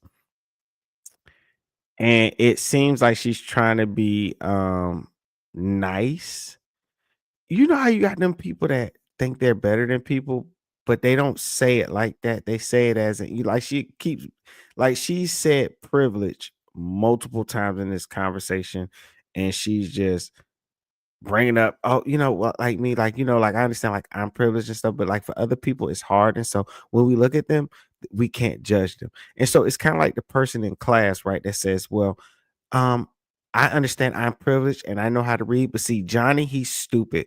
And that's okay. He's still a good person and we shouldn't judge him. That's what she's doing to those bigger girls. And they didn't even realize that she's insulting them. And it's like irritating what she's doing. She wants to be she wants to be like the hero.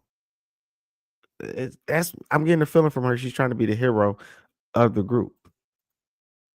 also just adding to like what helped me get out of the depression that I had was He I said whose sat hair down and I breaks cried. first. I would cry in my room and acknowledge the things that I needed to change, even though it was going to cost me. And I had supporters like my family. My sister's my biggest supporter. I love you with all my heart.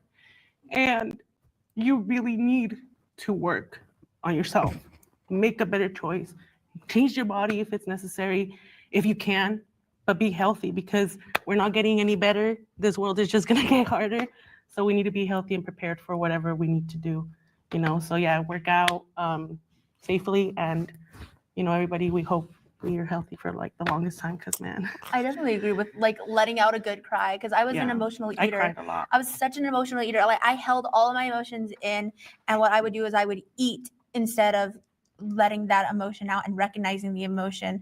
And it wasn't until like I let out that cry, I reached out to the people. Yeah, you reach out for help. You reach out to the people that you trust and you feel the safest with. And I did that I started to realize like, oh, I need to change this. It isn't healthy to go to the food instead of going to the people. You got to go to your people. Mm-hmm. I agree with that. The day after my mom passed, I just came back, literally I took a plane back to California to be with my family while she was in her coma. And that day I was just like, you know what? My mom's gone. I want to be gone. you know, and the only person I really trust and love and care for and adore is my grandma. She is my rock. And I remember looking at her like, we got home, I'm like, Grandma, I'm done. This is it. And she told me, and this is the only thing that keeps me going till this day is the moment you're gone, I lost you, I lose your mom, I have no one. And reaching out to my grandma, telling her like, I'm ready to just end it. It made me realize like, if I keep hurting myself, I'm not just hurting myself, I'm hurting the people who love me the most. Making sure, like, you know, when you're going through your hard spot, just know, like, you're not alone in that. There's people around you who do truly love you, and they want you to reach out to them and tell them, like, what's going on with you. So I always recommend that. Yeah, I'm so sorry. What she said, don't ever apologize. Ever, especially as a woman. Stop apologizing. I love that. Thank you all so much for the vulnerability and for sharing your opinion. Yeah.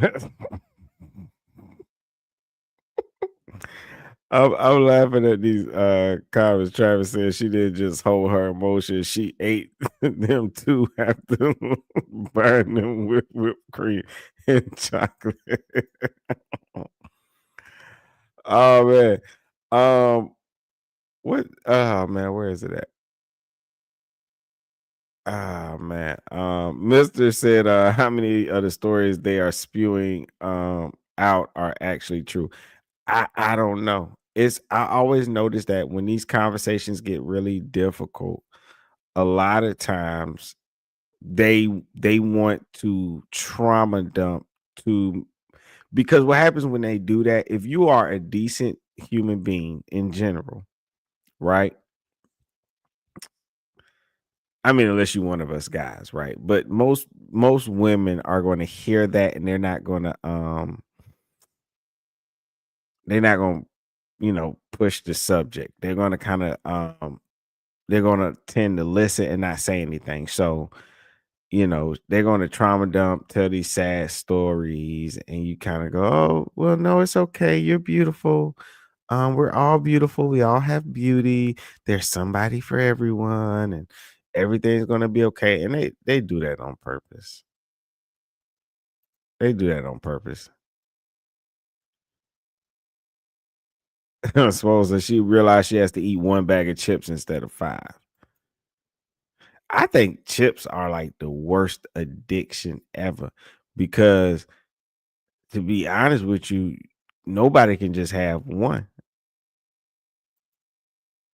I'm telling you.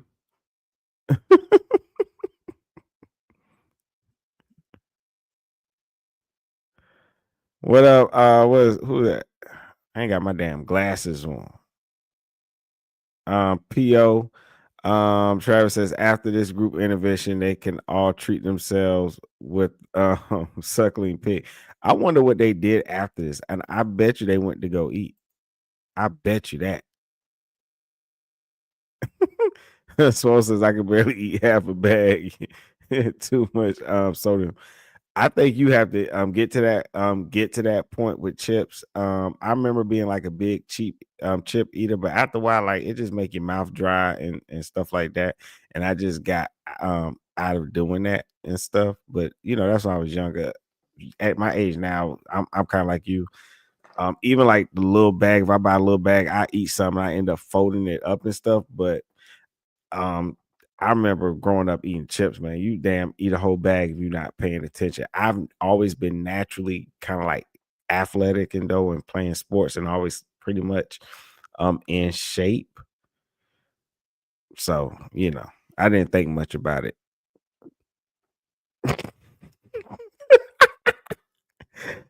Johnny Bravo says as I'm eating chips myself. Let me see. I think they got this other one too, though. Hold on. Where is the there you go.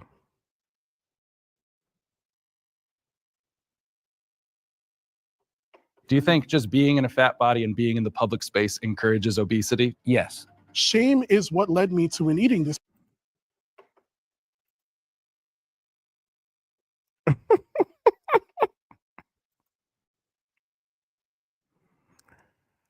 Oh man, hold on. It's like it's stupid.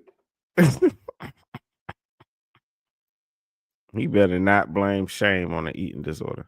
Do you think just being in a fat body and being in the public space encourages obesity? Yes. Shame is what led me to an eating disorder. Whose fault When is that, what though? we're looking for is Whose fault is that? stability. That's your It's- fault. It's See, the an problem is that you're a amalgamation. professional victim. Would you agree, like looking at his physique, like he's at a perfectly, I would say, maybe healthy? No. You think He's definitely overweight, definitely obese.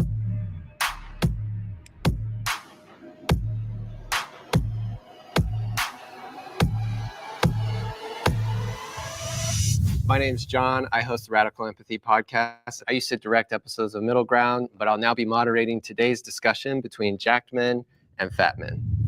Our first prompt is, I have felt disgusted looking at a fat body. Can our agreeers please step forward?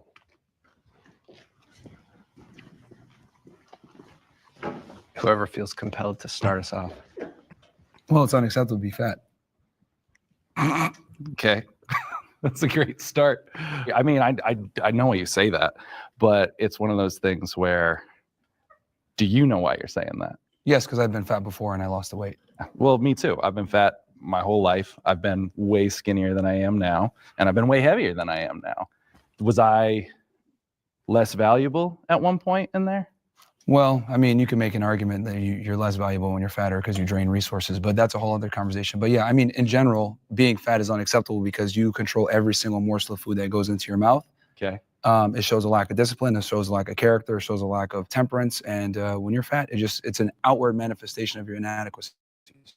When I see somebody who's 500 or 600 pounds, all I can think of is, why do they care so little about their health that they can do this, allow themselves to gain that much weight, knowing it's taken 20, 30, 40 years off their life? I just can't imagine not wanting to live that badly. I understand that. No, it's I've definitely felt disgusted looking at my own body and looking at other fat bodies in my life. A lot of the disgust I felt looking at people was me feeling disgusted with myself and then projecting that feeling onto other people. And I don't think anyone on either side will disagree that health is important.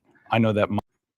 You know what, Mr. Wright, you make a good point, right? Because they just said, like, if looking at a fat body, if it looks disgusting, I don't know why he went and asked the question, but see, that was to try to trigger and bring that emotion in. So I wouldn't say I was less valuable or more valuable. Nobody said anything about your value, sir. Like nothing at all. Why are you trying to get that emotional response to like try to, trip people up when discussing a topic? If just like, if somebody says, hey, you're unhealthy, you need to get better, they're not saying you don't have any value. I would think that would encourage you to know that you do have value, because I'm saying get healthy, save your life so that you can live longer. You are of value. People around you want to see you live longer. My own mental health was way worse when I was spending every fixate of my life trying to get smaller and trying to be thinner. I don't think there's anyone that can look at somebody 500, 600, 700 pounds and not think, wow, what have they done? And not be disgusted. Like, how can you not? I just can't understand. You can't nobody assume that thinking everyone that. has the same opinion, though, because unfortunately, some people have emotional stuff that happened, traumatic stuff that's happened. So you can't discount and just say, oh, because they're fat. Boo-hoo, man. Like, there's way worse stuff going out in the world versus people saying, oh my God, I'm sad, I'm gonna eat some ice cream. It's like, no, dude, it's like, you're fat, you made that decision, you live in the best country ever. If you live in a civilized first world country where you have electricity, internet power, etc., you deserve to be bullied. It's ridiculous to me that we have all these fat people running around. Meanwhile, people are being bombed in Gaza. It's ridiculous. We are so privileged here in the United States and in the West in general. When I see a fat person, I'm like, wow, you got the gift of. Yo, shout out to Swole Sorcerer Mac. Congratulations on that. Said you was at 230 pounds. Now you're down to 174. Keep going. I also recently have changed up my diet to get my weight back down. I got a little bit over what I should be. I don't want it to get too far, so I don't want to make my work harder for me. So I started working on that myself. Congratulations to you for losing that weight. Definitely. You said the classic victim mentality. To the guy with the dreads, did he really say that? He's sitting there as big as he is, and he gonna say like, it's emotion and trauma. He just threw that out there because he didn't have a real answer. Is why he said what he said. He didn't have no real answer, so he just said that for no reason, man. Of life, you got the gift of being in a developed country, and you're a fat POS talking about body positivity on TikTok. What the hell is going But now on you're here? segmenting though, because not everyone thinks like thought that. him a We fat No, we need to bring POS. shaming back. Okay. We need to bring shaming back in so many other regards besides obesity. We need to do it with sluts. We need to shame fat people. We need to shame everybody when they fuck up. Because shame has been one of the strongest defenses against degeneracy and human fuck ups. You had a personal experience you wanted to share. You said you used to be overweight. Now you're Oh not. yeah. So I did an experiment back in like 2015 where I like bulked for like almost 2 years, and I got up to like 250 pounds. And then I dieted down. It took me about 7 months. I systematically did it, control my calories, tracked my macros, tracked my protein, carbs, fats, and systematically lost 1 to 2 pounds per week. So you chose to gain up to 250. Yeah, you were so naturally I've been in skinny all before spectrums. him. Like I'm naturally skinny. Yeah, yeah. And then I was like, all right, I'm gonna get fat as an experiment. Yeah. Did it, and then I was like, all right, now I'm gonna lose the weight. And then all I did was just track my calories, ate the same food every single day. Yeah. Went to the gym 4 or 5 times a week, and everything was controlled, and it got done. Was it monotonous? Of course. Was it No, boring? yeah, Of yeah. course. I agree with you there. I am naturally this way. This is with working out 4 or 5 times That's a week. not true. It's Nah, 100% you true, can't, bro. Nah, bro. No, Come to the gym with it's me. not. This It's is me not working out. natural at all, because at the end of the day, if you don't lose weight, by definition, you're not in a calorie deficit. If you're not in a calorie deficit, then you're gonna either maintain or gain weight, and that's the problem. Is that people don't track their calories. And that's true. But people burn at their resting metabolic rate a different set of calories. Doesn't matter. Let's not get too granular right now. Ragini, it's going to be one of those episodes, right? Let's bring in the disagreeers and hear from them. Okay, so the reason I disagreed, especially when I heard the statement, I don't think I'll ever look at somebody based on their situation and think that I'm disgusted. Like if I see somebody that's a drug addict on the street that's homeless, I'm not disgusted by that. If I see somebody that's incredibly overweight, I'm not disgusted by that. Do I think that there's an opportunity for growth? Do I think they've been put in a disadvantageous position that's probably makes it harder for them? Absolutely. I think I'm kind of an empath. So when I see somebody, I know that there's things underlying, and one of my best friends is 400 plus pounds. I've helped him lose 150, 200 pounds. He's gained it back. And I don't look at him and say, I'm disgusted, but I know how bad he wants it. And just seeing how hard he tries and then reverts, it's almost more tough for me than to be like, oh, that's disgusting, you know? And I think there's plenty of people that look at me and say, that's disgusting. I never want to look like that. So like, I know what it feels like on the other side to like look the way I do and get people look at me like, ugh, that's gross to like have that muscle. And to go back to that point, like you came from a fit place and like deciding to bulk, like that's a conscientious decision to gain weight. Like you already have those habit routines and skills in order to stay in shape. And then you use those same skills you had to pull back on the calories and knowledge you had. The reason why I use that example is that you can get fat and lose the weight if you know what you're doing and you have the knowledge and everything else like that. It's just about consistency over time. So it's like, I look at it Boom, like, let me cut you off, because here's one thing that you just said. yeah, You had the tools. So there's people that don't have the tools that you've passed judgment on, and you have failed to realize that with the tools, people are very much capable of achieving amazing things.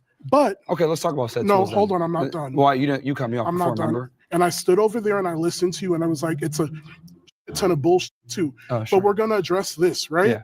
You are passing judgment on people who lack the tools to do what it is that they need to do to get themselves to a certain point of health. There are multitudes of factors that weighs into what goes on with somebody's body. There are people that even if they work out, losing the weight does not come as simple as just going to the gym, cutting calories, watching everything that you eat. There are some people that have a disposition. I have a disposition. But does that mean that I'm not active? Does that mean that I'm not doing certain things? No, it doesn't. But you're passing judgment on somebody's body that you know nothing about. Now, on the flip side, what if I turned around and I did the same thing to you? You're talking about how fit and stuff that you are, but you're over there and you're smallest compared to these other guys. So the how does shaming's that feel if fantastic. someone Yeah. comes? No, because you I said know, shame, but right? that's a little. You said shame, right? Yeah. So how does that feel if someone comes up and they start shaming you for size? Like, come on, it goes both ways. We're just in the first So, prompt. We got to be here's the careful thing. about targeting each other too directly. You No, I mean, definitely- I'm not offended. It's fine. He's No, emotional, it and that's goes in fine. every direction. He's obviously very triggered. Oh, But I'm yeah, not so let's talk triggered. about let's hit the first part. Tools. What are the tools? The tools are simply knowledge, which you can get for free on the internet. If you have the ability and the discipline to go out there and get the knowledge, then you're going to lose weight. It's just that simple. It's just that people want to always make excuses for why. Oh, my feelings. Oh, I don't know what you don't know what people are going through. Blah blah blah. No. You can watch your calories. You can go to the gym. You have time to do it. People just like to make excuses. I don't think anyone's debating that weight loss is impossible here. I think the question is, why do you hate fat people, that you feel the disgust towards it? Well, like I said before, it's a culmination of a bunch of bad decisions. I'm not going to go ahead and give the same level of respect to someone who's a fat ass to someone that has worked really hard and diligently on their physique, because your body's outward manifestations There's of more your decisions, factors to a your human consistency. being than their body. Well, you could judge a lot just off of someone's physique. You'd be like, okay, well, this guy is lazy, and that's personified through their physique. It's the truth. Abe, I saw you wanted to say something. Just to take it back to the prompt, I think we just kind of went all over the place there. Yeah. We're still focusing on the word disgust. Just the word disgust. I mean, I would never look at someone and show disgust towards them. I mean, I think I would respect, like you said. I mean, you don't respect everyone, like you said, but I think respect is earned. I mean, it is earned, but I mean, I think at a humane level, we can learn to appreciate each other's differences. Yeah, I don't know if like disgust would be the right word, right? I know. Greg mentioned some health implications with being overweight or obese. Yeah. I think being concerned might be a better. That's the word I was going to better go for. word. Like I can show concern for someone for the way that they are, but I would never look at someone and say like, you're disgusting. But is it any Like, different than if you see somebody who's extremely anorexic, they're 50 pounds, you look at them and you're in shock? Oh my God, like something happens in your body you can't control. You can't stop that. There Like could how be a- can there you could be a not? shock It's not, I factor, don't but hate them. that's different It's just, from- wow, oh my God, it's like, it's disgusting. Like, holy goodness But gracious. why would stop. you use the word disgusting, not right? disgusting. So you just mentioned the polar opposite of what we are, right? But why would you look at them and be disgusted versus concerned? That is a very specific word, and it has very specific connotations behind it. And when it's used, it's somewhat weaponized as well. I don't think we can help how we feel. I don't think I can choose like, oh, I just am not. It would be sitting here and lying. I'm not going to sit here and lie. I'm always going to be honest with people. I'm disgusted. This is just how I feel. The thing is, when you see a fat person, the reason why it's disgusting and the reason why there's so much pushback on this whole body positivity and people make fun of Lizzo, rightfully so, by the way, is because it's unattractive, it's unhealthy. Until we had this woke era, they used to put like models and attractive people on the cover of magazines that were in shape. Why? So that people can aspire to look like that. And it's healthy and it looks better in general. You look good, feel good. But when you're fat, it says a lot about you. People aren't going to sit there and be like, let me see if he's a good person. No, they're just going to assume that you're lazy, which you are, by the way, when you're fat, and you don't have discipline, which you are, by the way. So they're just going to assume off of what they see. That's the world that we live in. I love how you just you stay. I do like what that guy said before. What's his name? Myron. I like what he said before when he said he's just trying to be honest. I don't think people look at each other and they go, well, how am I going to feel about this person? And they go through all the words in their brain and go, you know what? I think I'll feel this. I don't think it works that way. And I like what the guy said was like, he's just answering the question honestly, that I can't help it. Like if I see you, that's just a natural response. And I can understand somebody, he looks like he works out, takes it very seriously. I can see why that might be his position. But I can understand people on the opposite side feeling a little bit triggered when people say that the sight of you disgusts them. I get it. But I think that they're kind of, especially the guy in the green suit, I think he's taking it a little too personal. But you knew you were showing up to have this difficult conversation. I would just think that person would have their emotions in check. Stated a ton of assumptions. You didn't state not one fact. You just stated assumptions. I want to move on to the next prompt, but we're definitely. Can I say one thing? Just one question. Like, let's say you knew he used to be 600 pounds, and how much do you weigh now? I'm 384.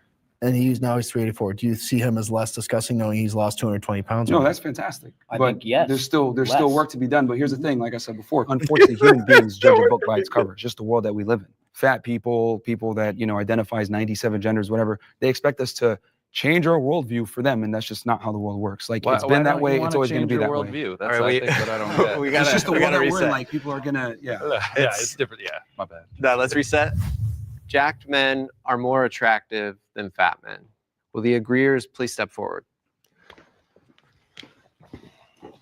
How come there's 4 guys over there? All right, we're living in a bizarre world where people don't see the truth.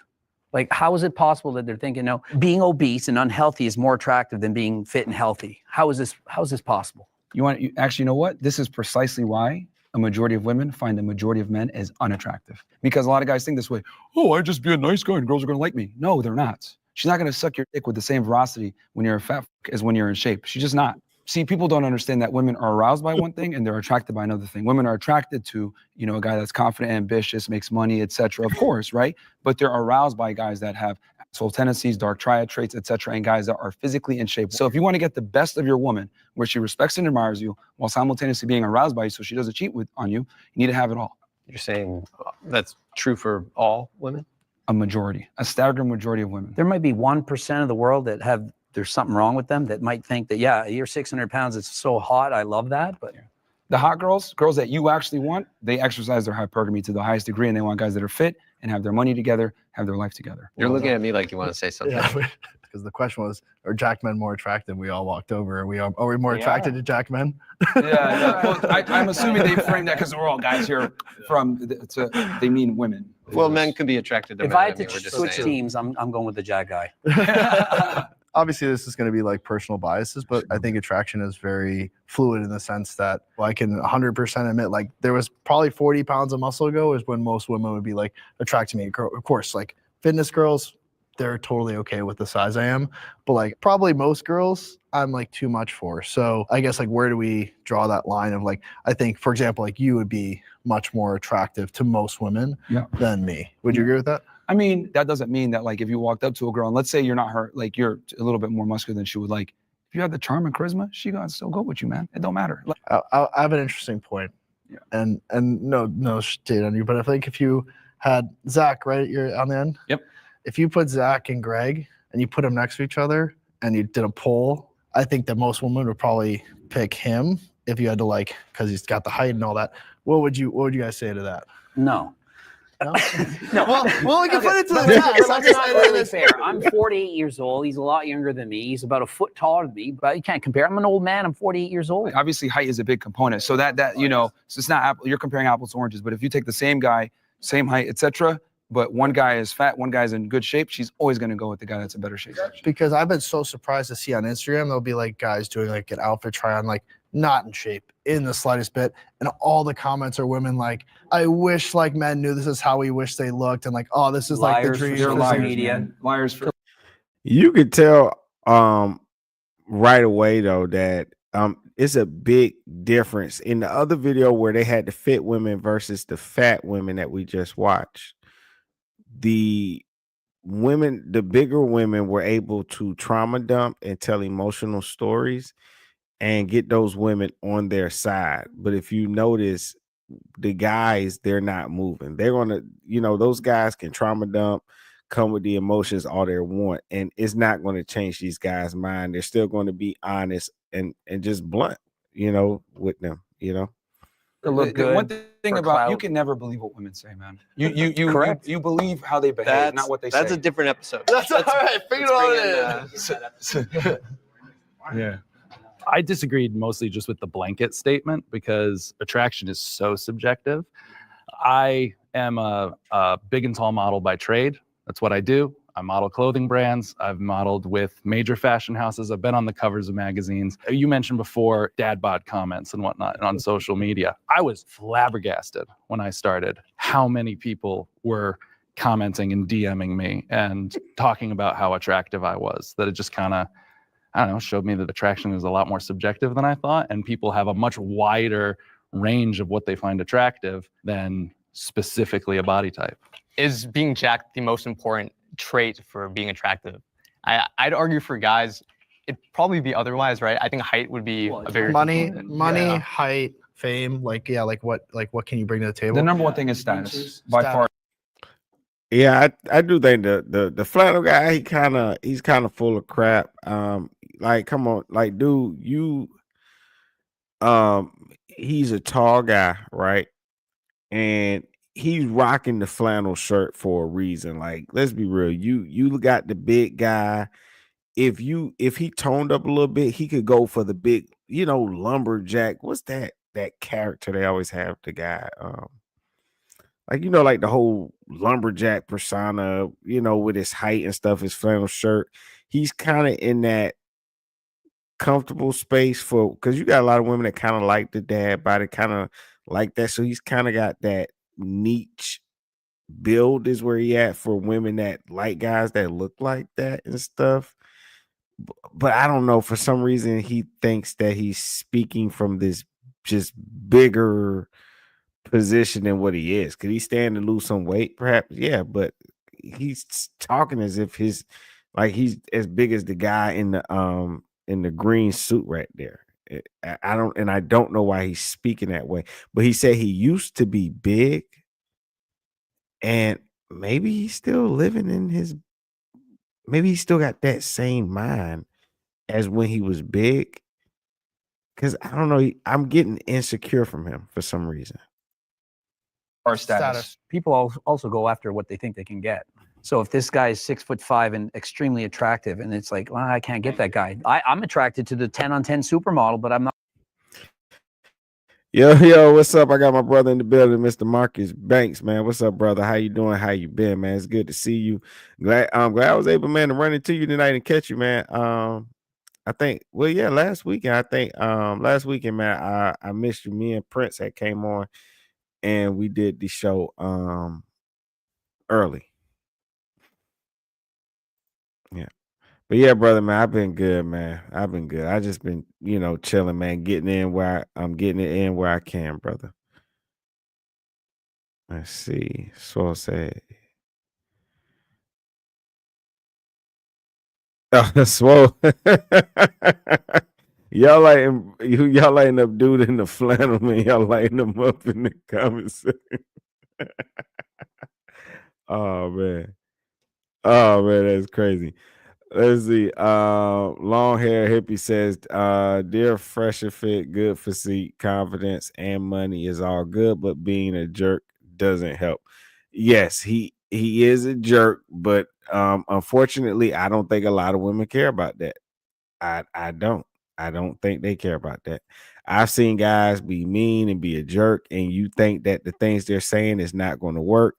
The woman is going to turn them away, but I'm sorry, women like assholes. They do. They like assholes.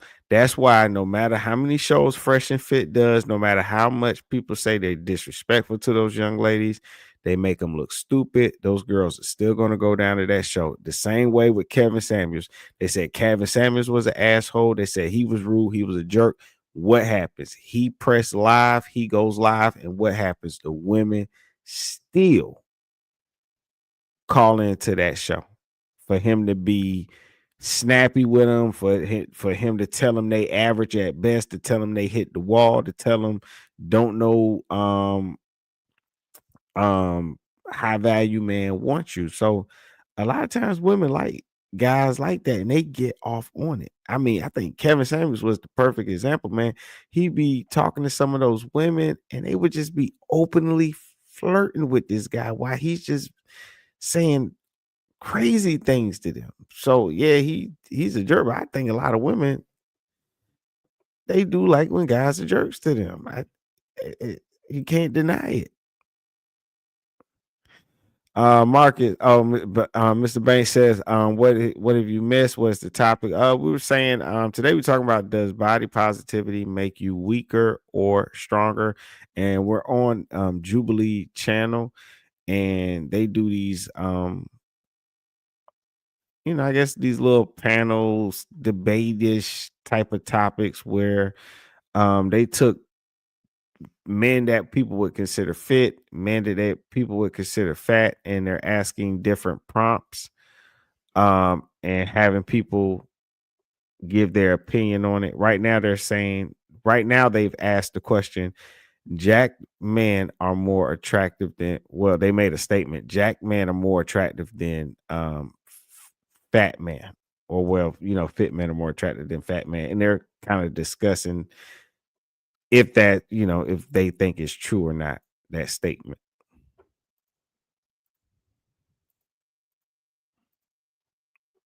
Yeah.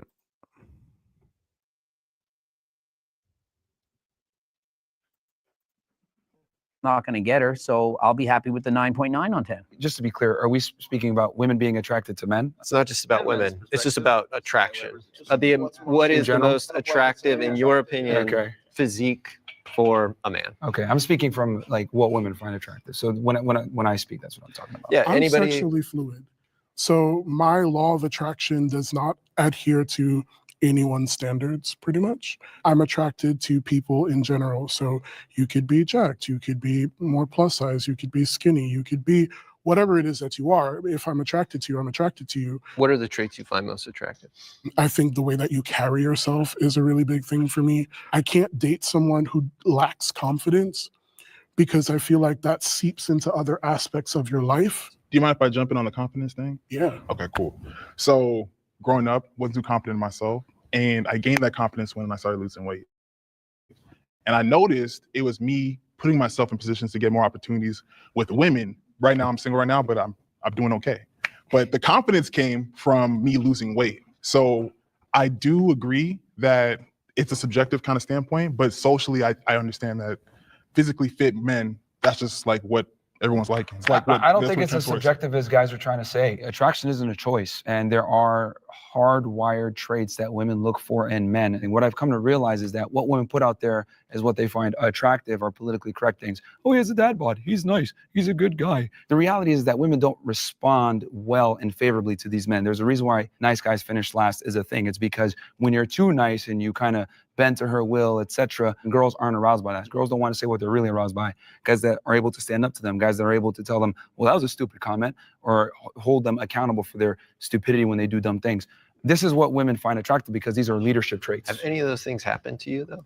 Well, I mean, I've talked to almost 3,000 women, and what I've come to realize from talking to all of them is that most of the time, when they're in a comment section of TikTok, like, you're so handsome, blah, blah, blah, will they actually go on a date and have sex with that guy? Probably not. But they say that because it's politically correct, and women tend to not want to be adversarial. They're going to say what sounds good, but what they're actually aroused by are two different things. But they're married to those guys. Yeah, that was kind of what I was Most getting to. often they're married to And they're marriage is a cheating. failed institution in the West, and this is why most men get divorced by women. This is why they get destroyed in the divorce courts. This is why women overwhelmingly initiate the divorce rates in America. 80% are initiated by women, because we sit here and we lie and we believe what women say they're actually attracted to. No, they're not attracted Let's to go all the back things to they talk about. attraction for a second, though, because I'm married. Sure. I have a child. Cool. I have a beautiful wife.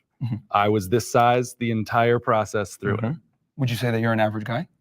I would say that You're I'm how bigger tall? than average. 6'5", you're not an average guy. and a model You're not an for, average for guy. being slightly I overweight. wasn't a model when I started. But dating you are a my very wife. good-looking, tall, I was a big bartender guy who's doing on whatever. magazine covers. So But I out know, of the I think- million guys overweight, you're at But the you're not top. an average guy. But I But think what you're I'm missing saying- is he just said that he wasn't any of those things. He's not 5'6", before man, like he me. met his I wife. was- Try being I was- 5'6" and doing it. No, I totally agree with you.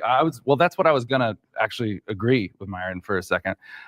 Believe it or not, we're talking about. You mentioned status, and then a lot of people other mentioned confidence. So you even put it in your own pecking order ahead of being jacked or being physically status for sure. attractive. Wouldn't you say that matters more? Confidence, how you carry yourself, how you do it. I mean, the problem was simply, is it easier you're Oh, yeah, jacked yeah. or And are you I'm fat? not What's gonna more argue attractive? the fact that our society definitely finds jack guys more attractive. But I disagreed with the statement because it was a blanket statement that I have found untrue in my own life. Do all of you feel like you'd be more or less attractive, let's say 50 pounds lighter than you are, and simply like just body fat?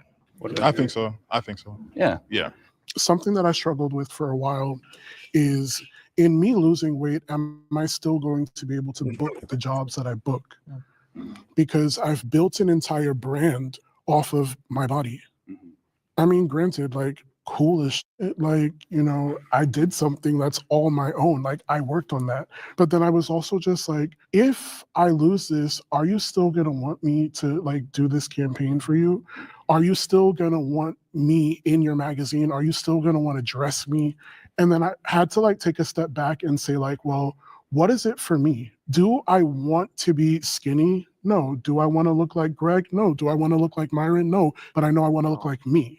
I think talking about the law of attraction, you focus so heavy about what women would find attractive and the perspective of the woman. And I feel like, are you even? I think that's crazy him saying, or do I want to look like me? Like, you can't look like Myron. You can't look like anybody else. The only thing that you can look like is you. It seems like he's accepted his size and internalized it, and he identifies with it. He identifies that he is his size. But at the same time, he kind of preaches a body positivity, but in a way that suggests that a person is more than just their size. And so you shouldn't look at anybody. Remember, he was saying you shouldn't look at people and be disgusted. And it's kind of weird. I'm having a hard time seeing where his mind is. And it's kind of crazy. But what he just said is weird. Like, I want to look like me, you know, so is he even concerned with what his health might be? Or, I mean, he's at an age now where he can probably get around, but I don't know if that guy's thinking about it. Like, you do not want to be some older person in their 60s, 70s, and 80s trying to walk around with that much weight on you. You don't. You're gonna have a hard time. Even attracted Pause. to yourself? When you look in that mirror, when you put your clothes on, are you like, damn, like I did that? Because when I got up this morning and I threw on my outfit, I was just like, yeah, I ate that. Well, if you're going to talk about being attractive, etc., typically He said when he threw on the outfit, I was like, yeah, I ate that. No pun intended, man. Shout out to y'all, man. I appreciate y'all, man. Y'all, the comments got me cracking up, man. people are speaking from a romantic sense, from a heterosexual standpoint of men and women. So that's why I answered the question, because it was very broad. That's what I mean. But of course, you need to be able to look at the mirror and respect the man that you see looking back at you. When you look back and you see the guy and you're in shape, etc., and you feel good about yourself, look good, feel good. A byproduct of that is that women just tend to find you more attractive. It all works together in tandem. Are you happy with the way you look? Of course, women, of course. and But I I had to work to build this physique, and it took many years. I was an athlete in college, a Division I athlete. It took many years to be able to do this. So what'd you play? I rode in college, crew. Oh, sweet. Rowing. Yeah, I like rowing. So I think when fat people look at the mirror and they say, oh, I like that, that's coat, man. No, you don't. They say that to try to bring themselves up. But the reality is, most of the time when you're fat, you look in the mirror, you're like, damn, I really let myself go. Not every You're fat like, you know what? person- It's not that much of a priority. So fuck it. Abe didn't get to answer the question going around. Yeah, I was in the same boat as you, just because I feel like I don't agree with the blanket statement. Personally, for myself as a gay man, I find myself attractive. I would say like I go for guys like you as well, and I feel like I get a lot of hits on those types of guys, and I'm pretty content with how I navigate my attraction, and I think it goes a lot to the status and their confidence. So, like we said, so. All right, let's go to the next prompt. What? Hold on. I would say like I go for guys. You look in the mirror, you're like, damn, I really Not let his myself answer go. all the way. You're like, you know what? person- It's not that much of a priority. So fuck it. Abe didn't get to answer the question going around. Yeah, I was in the same boat as you, just because I feel like I don't agree with the blanket statement. Personally, for myself as a gay man, I find myself attractive. I would say like I go for guys like you as well, and I feel like I get a lot of hits on those types of guys, and I'm pretty content with how I navigate my attraction, and I think it goes a lot to the status and. See, that's what I'm saying. He say he find himself attractive, but the guys he go for don't look nothing like him. It's like, come on, dog. You don't really believe that, man. You do not believe that. Their confidence. So, like we said, so. All right, let's go to the next prompt. Yeah, Mister. He is shooting his shot, buddy. Looking at him though. I think, hey, whatever. He had to throw it out there just in case. You know what I mean? Just in case. You know. After 4 years, the Radical Empathy podcast is now back. There's a new episode out now. Go give it a listen. The body positivity movement is problematic. Will the agreeers step forward?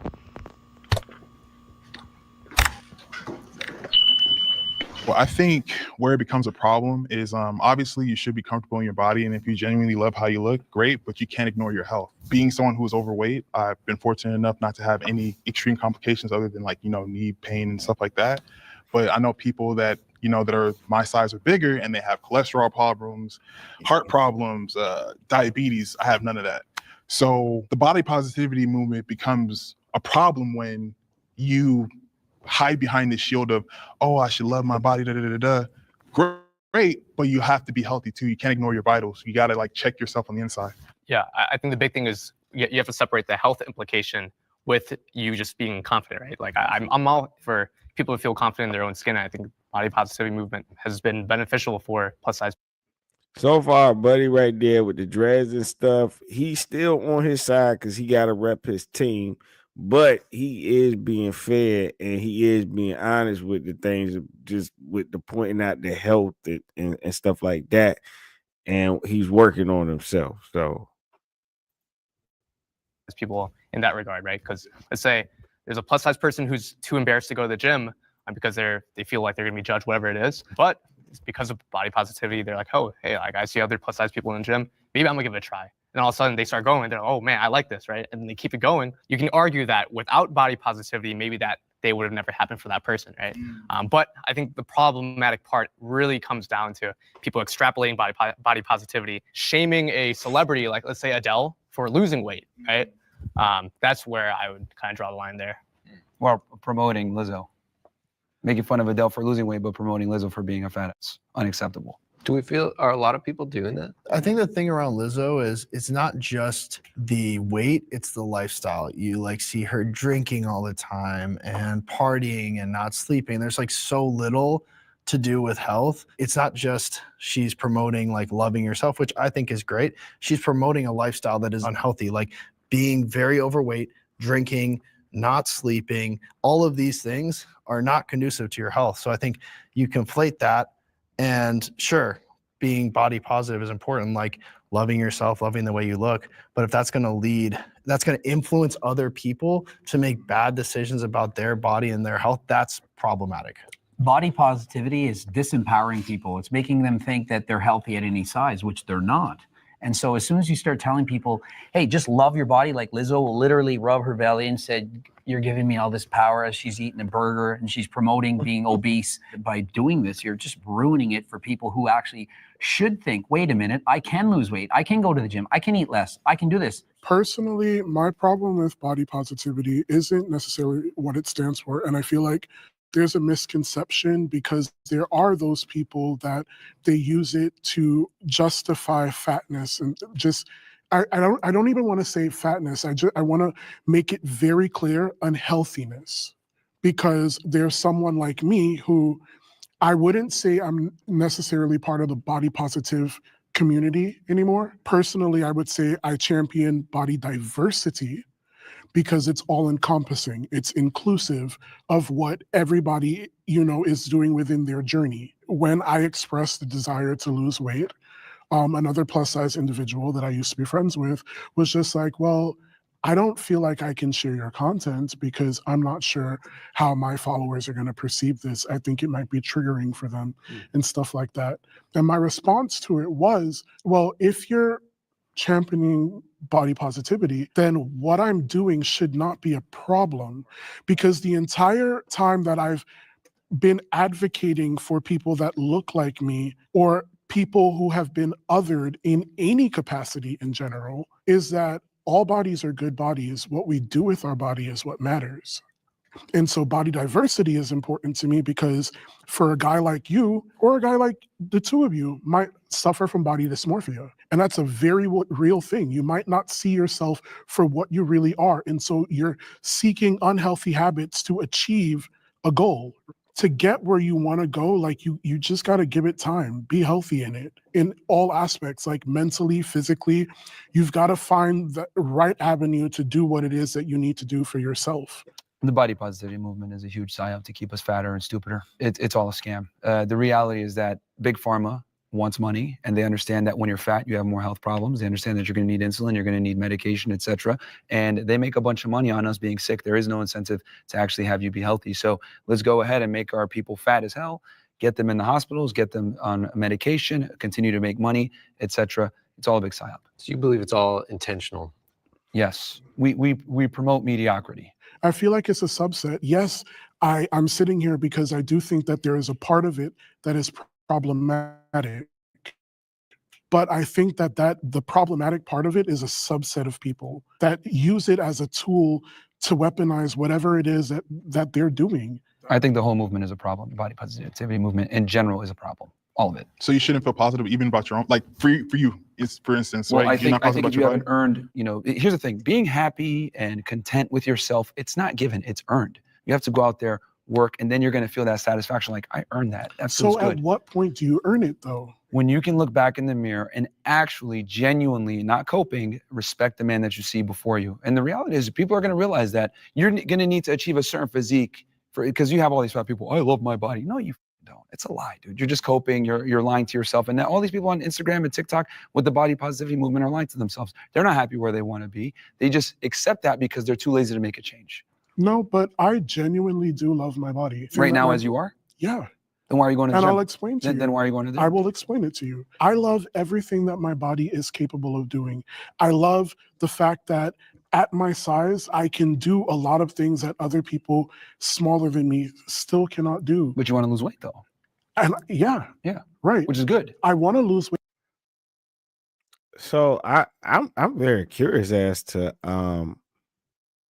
what is he doing that people smaller than him can't do. I mean, I can't imagine what it is, and he would be lying. Like, dude, at his size, there's gonna be some things you're not gonna be able to do. Like, he's just saying that. I hope he gives an example as to what he means. Shout out Princess Sarah says fresh and fit dude is pure ego. Let's see.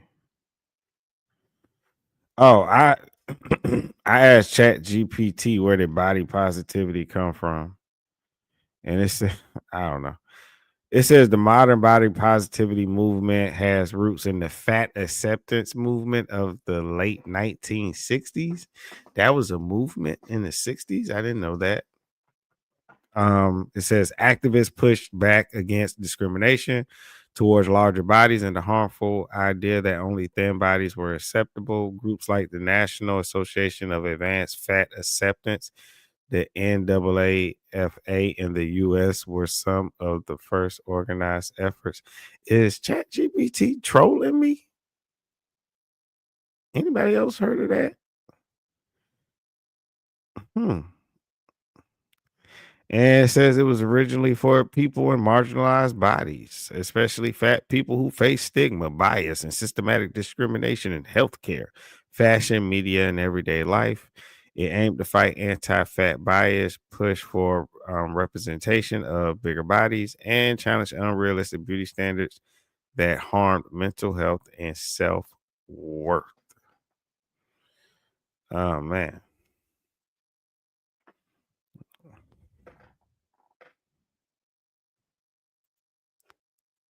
You said ChatGPT owned by NSA. Who NSA?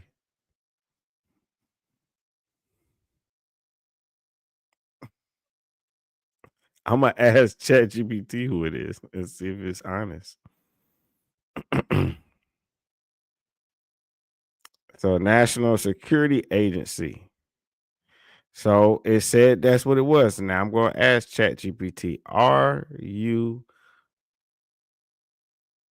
owned by the NSA? And ChatGPT would not lie to me, so I'm going to ask him. All right, I'm about to ask. Oh, it said no. It told me no. It's not. It said, no, I am not owned by the NSA. I'm an AI language model created by OpenAI, which is a private artificial intelligence research and development company. Boom. ChatGPT wouldn't lie to me. It's honest. It's honest, man. You can trust it. Trust the AI. Travis says fat acceptance. You probably find all the fast food chains back in them. But they did screw up KFC and some screw up KFC had some all of you. You can eat what do you say stores now? There are none. All you can eat stores you can you're not there are none. Now let's see. Marcus says I've never heard of that before, but I'm not going to say it's not true. Austrian point Painter says body positivity is for acceptance of body regardless of appearance or function. Amputees and other issues is not meant for people overeating.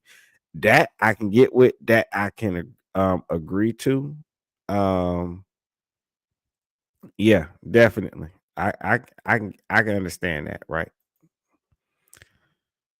So Sorcerer said they'll never admit it, man. He trying to make me man, nah, man. Chat GPT won't lie to me, man. Oh man. Let's see. Mr. says I've been a huge Little Caesars fan my whole life, but I don't expect anyone else to care or understand why it's so delicious. And Swole Sorcerer says carnivore diet is great for weight loss. Wait, because I love my body, Mm-hmm. but I have one body. Why would I not love it? Yeah. And because I love my But you body understand is that your why body I'm now needs to be looking to changed. make changes. Yeah, right. make changes. But to say that loving your body is BS, no, you make changes, you make healthy changes to yourself because you love yourself. All of that time that I'm putting in, the work, the money that I'm spending, that's a labor of love because I love myself enough to know that I want to make some changes to live a better lifestyle in the sense of I can just do a little bit more. All right, let's bring in our disagreeers. So there's not a single problem. Oh, no, I'm not saying there's not a single problem. To me, body positivity is more about bodily autonomy. Like you were mentioning wanting to lose weight. My whole thing is like, yeah, it's your body. Do whatever you want with it. I don't think I, as a human being, have a right to tell any of you what to do with your bodies. Body positivity kind of comes in and go, okay, you as a human being have inherent value. Just in the fact that you are a conscious soul on this planet, you have an inherent value. You are within a vessel of your body that you do have control over, but at the same time, you're not less valuable to society or from the standpoint of the soul for what your body looks like. When I'm speaking about body positivity, I'm talking about the over acceptance and encouragement of being obese. So I personally, again, I'm not super online, have not seen anybody pro obesity ever. Lizzo. Oh, there's a bunch, dude. She loves herself. Nicocado avocado. No. There's a big They are difference. actively promoting obesity. She's not telling anyone to get fat. She's showing you exactly how to do it and saying, look at my body as I love and rub it. It's giving me happy. life. And she's like joking around. And also I want to clarify, see, here's the thing. There's a bunch of fat influencers that push this body positivity situation, and a bunch of them are dead now.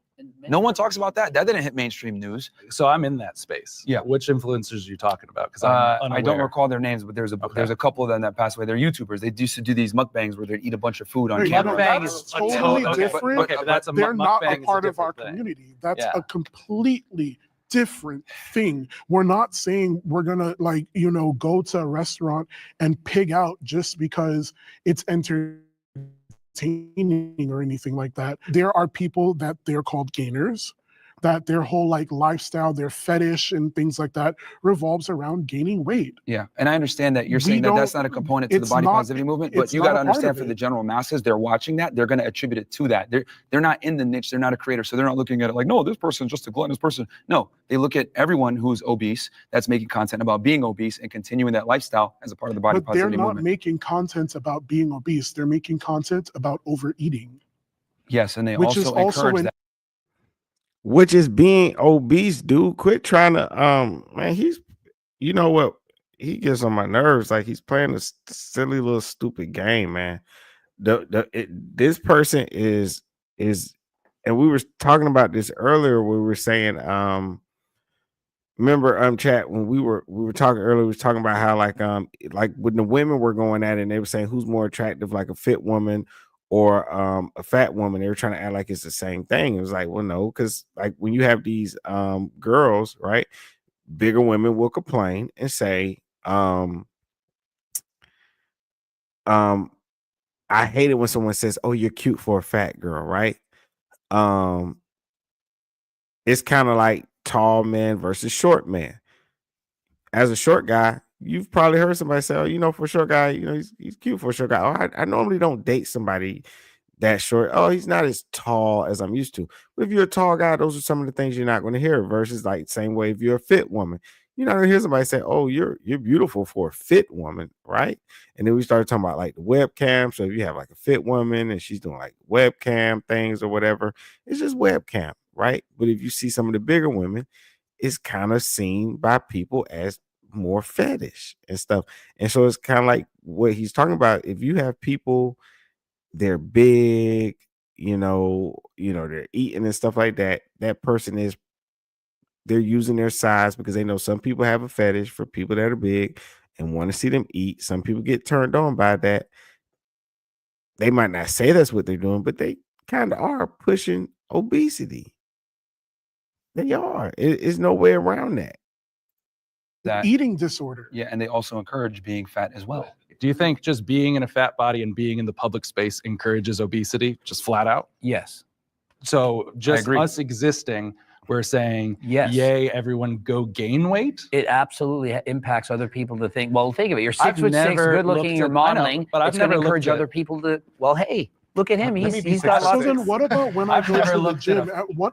When I step into the gym, or when Zach steps into the gym, or when any of us step into the gym, are we promoting being bigger like that too? Are we going there, and is our presence there unwanted? By being famous, rich, popular, and being obese, you're indirectly promoting it in the same way that people who take steroids and are 350 pounds of muscle and winning Mr. Olympia are indirectly promoting it, even if they don't say they're taking it. But I'm speaking more specifically in the gym, in that space where people should be coming together to work on their bodies and stuff like that.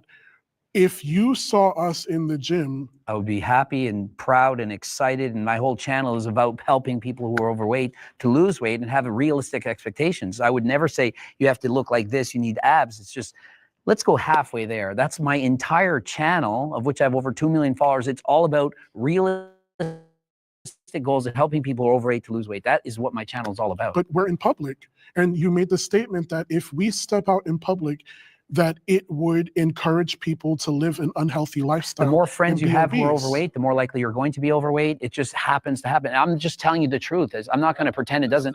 If 90% of the world were overweight, more people would be encouraged to be overweight. As just on this side, I don't think any of us have ever looked at a person heavier than ourselves and gone, I want to be that. That's a great thing to be. No, we have the same internalized biases as everybody else does. He was bringing up the gym before, and you said by existing just in a fat body, we are promoting it. Yes. I model, and when I do model fitness wear, which I do often, I get so many comments about like, oh, you are promoting obesity. I'm wearing fitness wear. I'm in the gym. I'm doing the thing you want me to do, and I'm still promoting obesity? If you're exercising and you're trying to lose weight, then you're promoting people who are overweight to try to lose weight. That's great. But if you're Lizzo and rubbing your belly, promoting, I mean, I don't know shit about Lizzo. Specifically about influencers that promote gluttonous, lethargic lifestyles, which a bunch of them do. That's what we're talking about. If you're in the gym and you're fat and you're getting after and you're documenting that, that's fantastic. The prompt was body positivity, and you're talking about influencers who promote gluttonous lifestyles. Yes. And that, again, is not body positivity. So that's why the general masses don't have that distinction, though. I do think we have a good read, though, on how each individual sees the body positivity movement. All right, the next prompt is, I am satisfied with my sex life. Agreeers, step forward. Oh, man. I have abused my body. Will the agreeers step forward? I'll start by saying I've abused my body many times. Being a bodybuilder, professional bodybuilder, I've abused steroids, did that for over 10 years.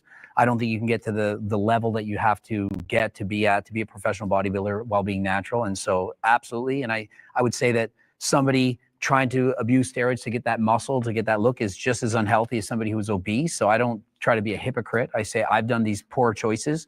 I'm 48 now. I don't do steroids anymore. And so I recognize that what I did in the past was bad, probably took years off my life. And so I would say to people who are overweight, why don't you do the same thing? And if you're not, then do you really care about your health? Because if you do, you would stop doing the things that are leading to.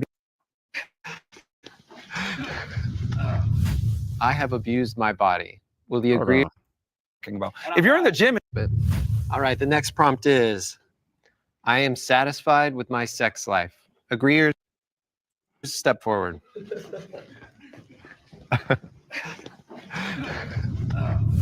I have abused. Why they ain't do that one? Maybe they're going to save it for the end or something. Used my body. Will the agreeers step forward? I'll start by saying I've abused my body many times. Being a bodybuilder, professional bodybuilder, I've abused steroids, did that for over 10 years.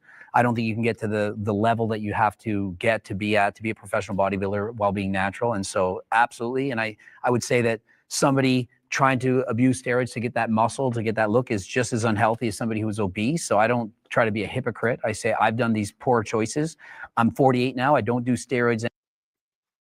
Oh, Steven said you got to pay to join to see that one. Oh, man. I wish they would have played that, man. I knew, man. Oh, crazy. Because, Steven, that's where you was like, here comes the lies, man. I knew they was going to be lying in that one. Oh, my God. Oh, damn. I hate that. Oh, my goodness. I knew they was going to be lying, man. Like, I wonder what Myron said, because I know he said something messed up to him, man. Oh, that's messed up. They cut that out. That's crazy. Marcus said no one is satisfied with your sex life unless they are buying sex on a regular basis. Travis says sex life. The only sex life they got is missing part of a donut. So said exactly. Yo. And Steven says, LOL, me too. I saw the cap a mile away. Yeah, man. I damn. They smart though, with the membership, holding some videos back so people pay to want to see them. But I wouldn't pay to hear that conversation. I would love to hear it for free, but anymore. And so I recognize that what I did in the past was bad, probably took years off my life. And so I would say to people who are overweight, why don't you do the same thing? And if you're not, then do you really care about your health? Because if you do, you would stop doing the things that are leading to being morbidly obese. But then to your own argument, you spent 10 years doing something you knew was inherently unhealthy. Correct. But then you're going to turn around and tell people that they should just wake up. But yes, exactly. Like people should have told me, Greg, why do you keep doing this to yourself? You do not recognize what's going to happen. And if we call it shaming, why are you abusing steroids, Greg? Think of it. Think of the years you're taking off your life. Maybe I would have waited. But the power was in your own awakening, right? The power right there was in your own awakening to realize within yourself that you were doing something negative, and then you made the change for it, right? And that change is now consistent. That change is now something that you can give a testimony about and help other people change their ways, or persuade people to just not do it at all, right? But building on what you said, what was the moment, where the perspective shifted? Well, I got old enough and realized I can't get any better at this. I can keep taking more and more drugs and try to sustain this, but I said, it's not worth it anymore. So I had to completely change my mind around what I was doing, which was being judged on my appearance. And remember, I make money on how I look. And so that's going to have a huge impact on me. And I had to say, I need to get my dopamine, my self-worth from something else. So I quit doing all the bodybuilding competitions. And I said, I'm going to start riding bikes. I'm going to learn Spanish. I'm going to do something else where I can feel good about myself. And it's hard. Like, look at this guy, 300 pounds of muscle. 20 years from now, is he going to want to still be this size? He might look back and say, I maybe regret certain things. And I think if somebody's overweight, they're going to think the same things. Like if you're 400, 500, 600 pounds, you're going to think is it worth doing this? Is it worth eating all the time? It's tough. I think this is the first like actual middle ground I think we're finding, which is really great because it's true. I mean, I've been harmful to myself on both sides of the spectrum. There are times I was taking, 20 to 30 diet pills and laxatives a day, eating less than 400 calories a day, working out nonstop. And then there's the other times where I was eating way too much, smoking way too much, drinking way too much, and abusing my body in the other way. I think we all come to the realization of what we're doing is harmful in different ways at different times. Like it took you 10 years to come to realize that was harmful. My thing is sometimes it takes people who might be overweight or, at that high tier, that 500-600 pounds, to realize that it's harmful for them. And maybe in their life, they don't feel like it's harmful and they are happy. There are people, believe it or not, legitimately happy in certain sizes and Ignorance shapes. is bliss. Like, I mean, I was happy at the moment. I But felt why like is it there was. bliss an Ignorance issue? is bliss, but you could die before you wake up.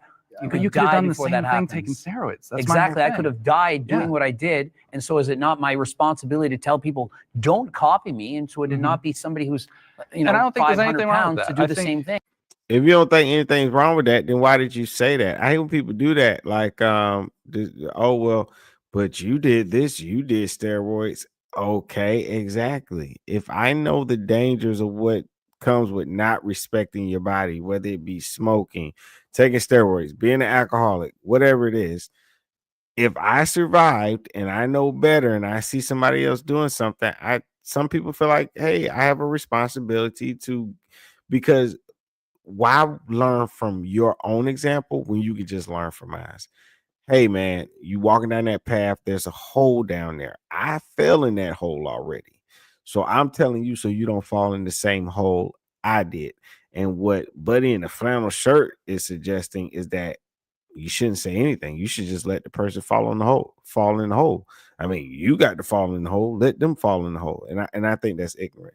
And a lot of people, most people that go out and mentor kids and stuff, they're not people necessarily with squeaky clean records. If they go talk to kids that are getting in trouble, it might be somebody that was locked up before that might go talk to the kid. Hey man, look, the path that you're on, I've been down it and maybe you should stop. But by their logic, since he was locked up, he shouldn't go talk to those kids and tell them not to do something that he did that got him locked up. No, those kids should go learn on his own. What they're saying makes no sense. I don't think there's anything wrong with that. Even when you said before, where you're like, well, I wish someone had shamed me saying, what are you going to do? You're going to kill yourself. That's not shaming to me. To me, that is compassionate and looking out for somebody. It's when you take it to the other level where you start insulting them, degrading them, making them feel like shit. As That men, doesn't- we insult each other and shame each other, but it's as a friend. Like, this is what guys do. Girls don't do it. They all suck up to each other. You're all tens. Guys are like, look at your gut, look at your belly. you fat saying what girls do. I know that's what. No, it's important to. I'm telling you what they do. The It's masculine fact. from the feminine, because it's guys talking here, and I think it's important to distinguish when something is feminine to say, well, we don't adhere to that over Yeah, here. but there's been no shortage of generalizations on women in this episode so far. And I'm really, really curious about your answer to this prompt regarding like self-abuse, like bodily abuse. Yeah, I mean, I'm a lifetime natural. I've never taken a drug before in my life. However, I was an athlete in college, and obviously, when you're a Division I athlete, you're training two to three times a day. It was very, very intensive. I would train through injuries, which wasn't intelligent. But at the end of the day, I looked at it like, hey, we got to win. We got some teams to beat this season. So It built a mental fortitude. I think abuse is good to a degree if you're able to overcome it and learn something from it. I did a lot of stupid things. Like I broke the world record in the bench press, and now I can't bench press anymore. And it was my favorite lift. I've had hip operations. I have both elbows reconstructed. I trained too hard. I couldn't stop myself. All that pressure, desire, whether it was installed by myself or from others, to try to fit in, to be socially accepted. And I was addicted. I was bench pressing with shoulder pain. I should have stopped. I couldn't. And so, you know, I set the record and it's done. I can't even lift anymore. I don't squat, bench, or deadlift. Because look at Ronnie Coleman. You guys know Ronnie Coleman? He's in a wheelchair. He can hardly walk. Yeah. He's in pain medications. And imagine putting your body through all that torture, and then you get near 60 and now you can't do anything. So one question I have for you then is, knowing what That Ronnie Coleman guy, I mean, they say he had so many surgeries to his back, everything. I think some with it, his hip and stuff. He's had like a lot of surgeries. He's had so many surgeries. Like, I would think that it wouldn't even be legal for them to operate on somebody that much. what you did obviously has allowed you to create this platform to speak to these things, to talk about steroid abuse. You understand all the intricacies.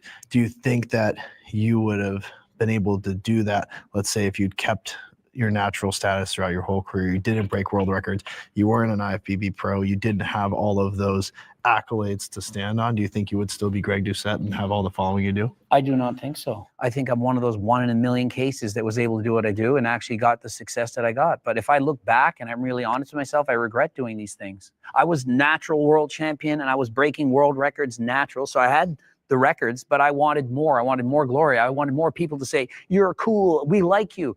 And so I ended up taking steroids. I did that because I wanted to fit in. I wanted to be sponsored. I wanted a pro card. I wanted to be famous. And it worked. At what cost, though? How healthy am I really? Everything it is that you're saying, right? I don't feel any ounce of like shaming you for it. I think everything that you said is really important, to acknowledge that and to know that and to then share that, right? But the difference is that, like, had someone shamed you, I don't think that you'd feel the same way about it. Instead, people poured life into you and told you, like, hey, I don't think that this is right. I don't think that you should really keep doing this because it's doing more The harm. opposite happened. I was rewarded. When I started getting Well, popular okay. on social media, I was talking about my steroid cycles. I was talking about what I've done. And they're like, look at your muscles, look at your chest. And it was like, do you know how hard it was to stop? Because I was being rewarded with dopamine, with people saying nice things about me all the time. And for me to stop, I know that my views on social media go down. If I went on a steroid cycle right now, people are going to fall. Wow, Coach Greg, you're back. We miss the old Coach Greg. And so it's hard for me to be the 48-year-old old man that's still preaching fitness when they say, we love the old Coach Greg, the jacked muscle freak. And I have to fight the urges not to use steroids every single day because I know I would look better. I know I would feel better, but I'm like, it's not healthy. And so I have to say no. I get It's what very you mean tough. about the dopamine reward thing, because for me, I have a similar situation, but kind of in the opposite way. Every time I start slimming down, I start getting the, what are you doing? Why are you losing weight? Because I am in that large guy space. So it's like, it's very funny how much on both sides, outward opinions just like really, really just make what we do hard. I know that when I am doing more cardio and like I'm a big hiker and biker, and sometimes in the summer I'll slim down, but then all of a sudden I'll get a ton of comments from people just being like, we liked you heavier, we liked you this. I'll have clients that'll stop using me because I've gotten too small. And so you're kind of seeking that dopamine, that approval, also that career boost. You get stuck in this loop of doing things that you know aren't good for yourself. I wanted to hear from you, just going back to the prompt, why you came forward. Oh, I mean, I think obviously professional bodybuilding has its risks. Obviously, I try to mitigate them as much as possible. I work with a company that I'm doing blood work through, quarterly, every 3 months. I am very, very methodical with what I do, and I'm very, very on the mild side. You would be surprised, but I've been training for 20 plus years. I think that's the key for me. I would say, like, being this size, 100% not healthy. Is it unfortunate that I am very passionate about something that is bodybuilding? Yeah, it's kind of like I fell into it. I love it. It's hard for me, but I made a decision with my wife that at age 35, that's it. I'm done. Like, no more competitive bodybuilding. I have an understanding, but like Greg, I have the foresight to know, like, there has to be a limit to it, because if you just let it go, I would have to be probably 25 more pounds of muscle and like have to do things that I'm not willing to do in order to be like, let's say Mr. Olympia, right? So, because all the way through my 20s, I was close to like 230 pounds, natural all the way until I was like 27 and a half. So hopefully I'll be okay going back to that size. Do you use steroids currently? I mean, I use. I think that's the biggest insult in the world right now. No. I only ask because, again, we're on the topic of body abuse, right? So I'm only asking that in that realm because of what you said about it. I'm not asking that. No, it's kind of like it's just like when you're jacked like that and you say, "Do you use steroids?" It's like you think you can look like this natural. Like if I said, "Hey, are you on steroids?" Look at that body. Like if I said, "You look like you're on steroids." Yeah, people think you're on gear. It's a compliment. If I said, "Obviously you're natural," be like, "What the? What do you mean? Obviously, no obvious." So yes, I'm enhanced. Okay. It's literally just like a question that I have, but it's also just like, well, what do you do as you're progressing in that to get to the points that you want? So that's where that question stems from. And I also really appreciate your candor for that. Yeah, I mean, I think I will 100% say like some of the best shape of my life was natural in my 20s, like very lean, probably my healthiest. Like if anybody tells you they're like an IFBB professional bodybuilder, it's almost 99% of them are in some capacity enhanced. It might be very minimally, it might be through the roof, like you wouldn't even believe what they're taking, but it's there. It's part of the sport. It's unfortunate, but like that's the problem. That's one of the problems we talked about earlier with the fitness industry is like that's the expectation. Let's bring our disagreeer. Hey! Oh boy, good job not abusing yourself. Yeah, so I took abuse as like doing things that's negative for your health, and for me, I've always approached fitness from a health kind of lens, right? Like Myron, I'm 100% natural. I'm never gonna look like Eric. I'm never gonna look like Greg, but it's something I'm content with, right? For me, I'm kind of in for the long term. I want to be able to do what I do when I'm 60, 70, 80, 100. Focusing more on the health aspect of it can be a good middle ground, because I feel like if you're looking from the outside in, sometimes can be like, dude, how am I gonna look like Eric? Like, how is this ever gonna happen, right? But people have different goals, I would say, within fitness, and yeah. I think it's important to also acknowledge that like there's abuse on both spectrums, right? Like you can be a fat ass on one end and say, I'm going to just continue to eat cheeseburgers and put on TikTok. And then there's the other side where you can, use performance enhancing drugs and say, I'm going to step on stage. But I would make the argument that the person that is training, using PEDs, et cetera, I'd respect that individual more than the fat ass. And the reason why is because though it isn't healthy to be on performance enhancing drugs, you're still pushing your body to a level that most can't, versus by just being fat, that doesn't take any skill or dedication. So what if I a had fat to person is doing something like maybe they're into quantum physics, maybe they're changing the way we view the world entirely, are they not valuable because they're not shredded? Well, again, we're talking about the purpose of abusing your body. Yeah, I'd have more respect for the bodybuilders. My point. Yeah, well, okay. And I think society would in large as well, which is why bodybuilders that like. Why does Flannel Shirt keep trying to challenge him and keeps asking about the value and stuff? It's like he's not listening. He's just, what would they call it? Listening to respond. That's all he's doing. Like a Ronnie Coleman, et cetera, though he is disabled now, et cetera, he's a legend and he's going to go down in history. Yeah, but I actually thought that was a good question. Like what a great film director who's like very overweight and like just totally poured into their craft. Like is there respect for someone like that? Well, that's great because he's able to do something exceptional, right? And he's able to diversify himself from the general masses, right? But will people know that when they meet him that he's a famous director, unless he's very prominent? But yeah, there's exceptional people that are fat in certain regards, but we're talking about body abuse here. I'm just saying in general, I would have far more respect for the professional bodybuilder that's using like PEDs Peter Jackson versus making And Travis, that dude keep cracking me up every time he says fat asses. He does look at, it's kind of like a head nod. He looks, or he's like pointing at them and stuff. Is hilarious. I don't know. Those guys are well behaved, though. I would expect at some point somebody to get upset with him saying that, because I know it's getting up under their skin. They are just having a hard time coming up with something to shut him down. But I'm pretty sure their brains are racing right now. Like, man, trying to think of something they could say to him that's that would be equally offensive to him. Multiple versus winning films. Was that There's Lord of the nothing Rings? exceptional happening. But some guy like taking PEDs is okay, better there's two than different that. things. Sorry. No, sorry. I'm legitimately curious. Yeah. You have guy using PEDs on one side trying to do stuff, and then you do have like Peter Jackson, Lord of the Rings, Well, that's multi-Academy why I was Award very winner. explicit to say I'm talking about the fat influencers. Yeah, So like yeah, I'm okay. talking in that context. Like if Maybe you're gonna have okay, abuse of maybe your I missed body that. on two different ends, right? One extreme is a bodybuilder, the other is a fat influencer. I think me and most of society would have far more respect for the I think he's going to bodybuilder. respect I a think- hardworking billionaire. I understand that, but Yeah. I also think that like if someone's abusing themselves in any way, there should be some empathy and like rather than just being like you're a better abuser to yourself than that person. Fitness culture can be toxic. Agree or step forward?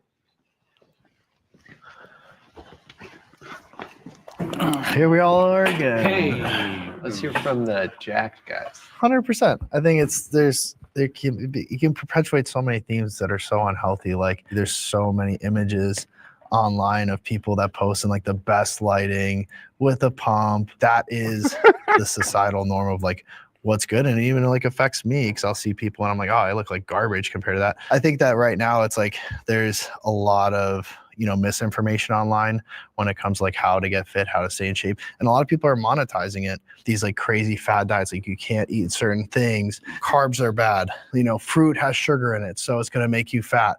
So like now food is almost being weaponized and then to be monetized so that you buy their ebook to tell you the exact secret, code in order to lose weight. So fitness is an industry, right? So people are incentivized to say whatever that is to make money.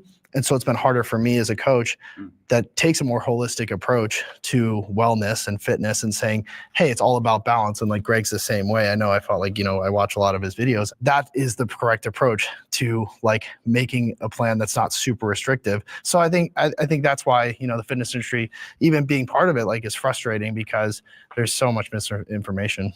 I would say also that there's so much pressure to look like us, and it's causing people to develop body dysmorphia. And so this is a huge problem. So when you swipe on Instagram, you're being shown the top 1% of the top 1%. They all have a six-pack abdominals. Everyone feels inferior. There's pressure. Then that causes a whole host of problems, eating disorders, people feeling like shit. They don't like the way they look in the mirror. And then they keep looking for information. And then what information they're getting, half of it's wrong, like you were just describing. And so where do we go from there? There's no solution. I think the issue comes from the misinformation and just the lack of keeping things simple. But, we like to have fad diets, go paleo, go vegan, go whatever it may be. And it's like, the reality is the best diet is the one that you can adhere to. And I think we need to let people understand that fitness is a lot more sustainable and easier than people think it is, which is why I make fun of fat people so much, because it really is simple. And it comes down to numbers and tracking your calories and being disciplined and going to the gym. This is why I have no sympathy for fat people, because it really is simple. But that right there is what keeps guys like us out of getting into fitness. Shouldn't it do the opposite though? No one How wants to come? be told they're a piece If of I was shit. being Like, made why fun do of I- all the time for being short, I wear shoe lifts to be taller. Let me explain this. Like shaming rarely works, and I'll bring this back to somebody I follow, and I appreciate their content. A guy named Alex Ramosi, and he does a value equation, and on the top side of that equation, you have the perceived value of whatever you're trying to achieve plus the perceived chance of success. So how likely are you to achieve said result? And on the bottom side of the equation, you divide by time and you divide by effort. Shaming doesn't work because the value equation is driven by those things. So what I think we need to do on this side of the table is to make those things more accessible. Like you said, providing more value-driven information of like how to achieve a calorie deficit in a more sustainable way. How do you make it so it's not so much time? Because so many people waste time, let's say, doing so much excess cardio where strength training should be the main component. So like, that's why I think, adding value and decreasing time and decreasing the amount of effort is going to give you guys so much more emphasis or ability to achieve the result and more motivation to achieve said result than being like, oh, you're fat, what the fuck? You know what I mean? So that's, I think at this point he's an enabler. Seems like a nice guy, but I'm gonna say he's an enabler. The things that he's saying, those things are already available. It takes time, it takes research, it takes investing in yourself. That's what it takes. Spend the money, hire somebody, get them to come in there. Because we're talking about your health at the end of the day. These are things that can kill you, that could pass you out. I know earlier Myron brought up influencers that were overweight that had passed away. He's not the only one that said that. I can't think of their name because I'm, but somebody on, I think it was a YouTube short, somebody actually was being funny.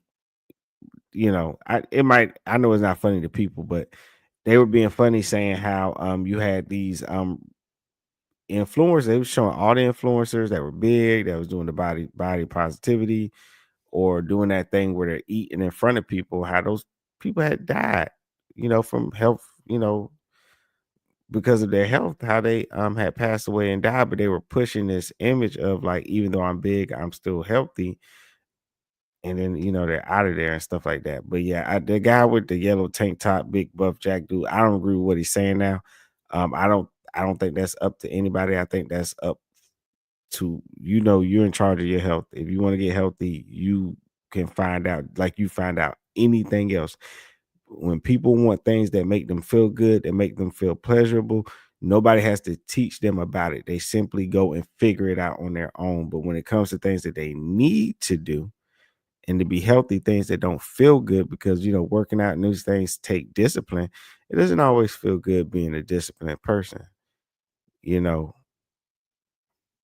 right? But yeah, it's all up to you. Those things are available and you can find them out on your own. That's just my Well, take it's on because it. the fitness industry overcomplicates it so that they can monetize it. So if So they why- tell is you, that their I got fault? the secret sauce.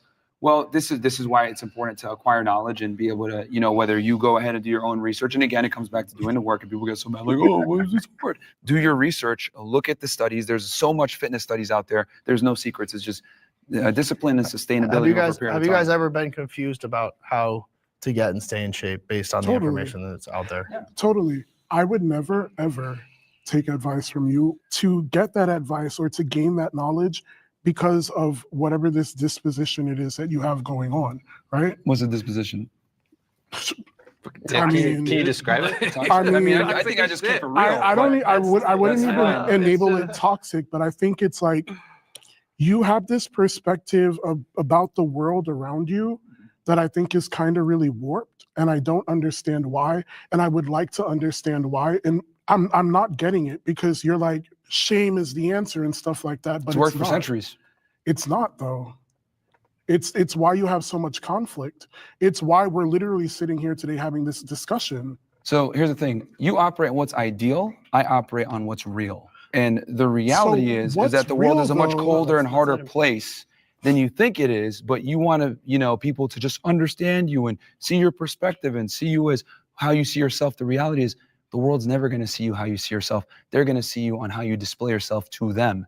And when you are fat, out of shape, etc., the people, and if they don't get to know you and talk to you and have a conversation with you, they're going to assume certain things. That's just the world that we live in. Just to dig a little deeper into that, has something happened to you to confirm that observation that you have? No, I mean, I just live in objective reality, and objective reality isn't as nice as you think it is. So you're not drawing from a personal experience at all? No, I'm speaking fairly objectively that these are the conversations that people have behind closed doors, but they don't want to say out loud because for fear of cancellation, for fear of coming off as an asshole, etc.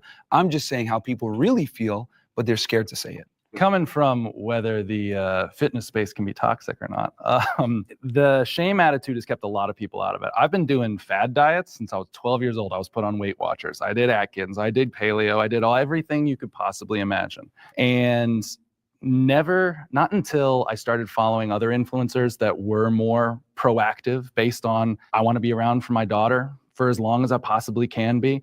I want to give my body the function it needs. Like just that basic mind shift. Hey, life can get a lot better if you do kind of focus on your health a little more instead of you're a fat piece of shit, you need to change. To me, I don't know everyone in the fitness industry, but I know for me personally, it totally changed my relationship with fitness when I started realizing that it was a gross benefit instead of a punishment I had to put onto myself for not being disciplined enough. For people like you to maybe respect me, who, again, we don't know each other in reality. So why am I destroying my life so you will respect me one day? Well, going to the gym and training isn't going to destroy your life.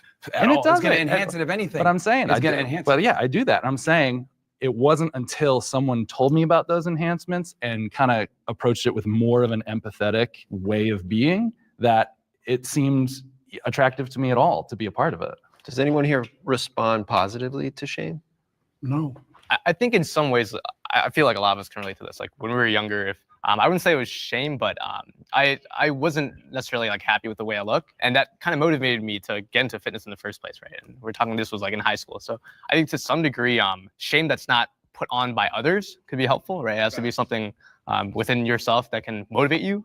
I'll speak on the shame thing too, because the shame that I guess embodied came from myself. So when I was on my weight loss journey and I was like losing weight, the day that I weigh in and it was like the scale read 1 pound over, like I would take those pills that make you shit, literally, to like lose that extra pound to see. Like, so going back to the toxic situation, that's where I got fucked up, because I would do things in response to me not getting that positive stimulus to hurt myself ultimately. Do I have therapy now?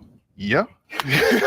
Because it's like it's a double-edged sword for sure. I think shame is good. I think it's a very natural response to inadequacy, and it tells people that, hey, maybe I need to change. Like being bullied as a man, being shamed, it's a good thing because it stimulates you to change and make a better difference most of the time. But some people don't respond. Like some people, when they get shamed, they get shut down, and now they proceed further into that negative, behavior, because it's not something, as Zach and everybody else was mentioning, was positive to bridge that gap. That's a part of the masculine journey, is overcoming adversity. It's not a talk of masculinity, bro. It's just like being a pussy and being like, okay, I'm going to prove you wrong. And this is the thing, it makes or breaks you. Not everyone's going to win. We need winners and we need losers. The losers are the ones that shut down like, oh, I'm sad now, I'm going to continue eating ice cream. Okay, you're a fucking loser. Stay over there. But there's guys that rise up to the challenge and say, you know what? I'm going to do better. I'm going to fucking surpass you. And that's where guys need to be. You need that killer instinct where you use that as fuel. It's up to you how you want to do it. Isn't the goal of the fitness industry to get people more fit? Yes. Of course. That's the blanket goal. Of course. And we're saying shame and calling me a piece of shit doesn't motivate me to get more fit. Well, we need winners and losers. No. We need winners and losers. The industry. But in general, are people being called that at the gym? I've been in the gym before. I think that would depend on where you're going. I mean, you have gyms now that are, I don't see that. I just don't believe it. I don't know. He would have to record that, come back on the show and show me, because I don't agree what he's saying. I think he's making it up. This whole, he's being shamed out of the gym? No. Like there's going to be inevitably there's going to be losers. Correct? If you don't respond favorably to shame and bullying, etc., and you don't overcome it, you're effectively a loser. Let's be clear though. You just said the right word, fitness industry. It is a industry. Yeah. It is to make money. It's not necessarily to get people into shape. It's to make money. So sure, there's going to be junctions along the way. Like I'm a coach. There has to be tough love. Like if you're not doing the things you're supposed to be doing, I have to be a little bit harder on you. But that's not going to start your journey. Me being like, you're a fat piece of shit. Whereas like, if we get into it and we're 3 months in and you're not making progress because there's a lot of things you're not doing that we're coaching you on, then of course there's going to be some tough love. There's going to be some extra accountability. But I think there's a difference between accountability and tough love than just like shaming somebody into doing something, because that's not going to create that like long-term ability to obviously achieve it on their own. But Myron would prefer, you would prefer Shaming is a component to get people to be accountable. We all just want to know when shame motivated you to be better. Me personally? Yeah. I mean, I'm speaking in general here as No, far I know, as like but don't shame speak working. general. But Speak for yourself. Personally, when did shame change your life? Oh, well, here's the thing. I think every man growing up has been shamed to some degree where they're like, you know what, I need to improve this. Whether they grew up skinny. No, you though. Right. Well, yeah, I mean, I was skinny, right? And then I got picked on. And I was like, okay, I'm either going to let this define me or I'm going to overcome.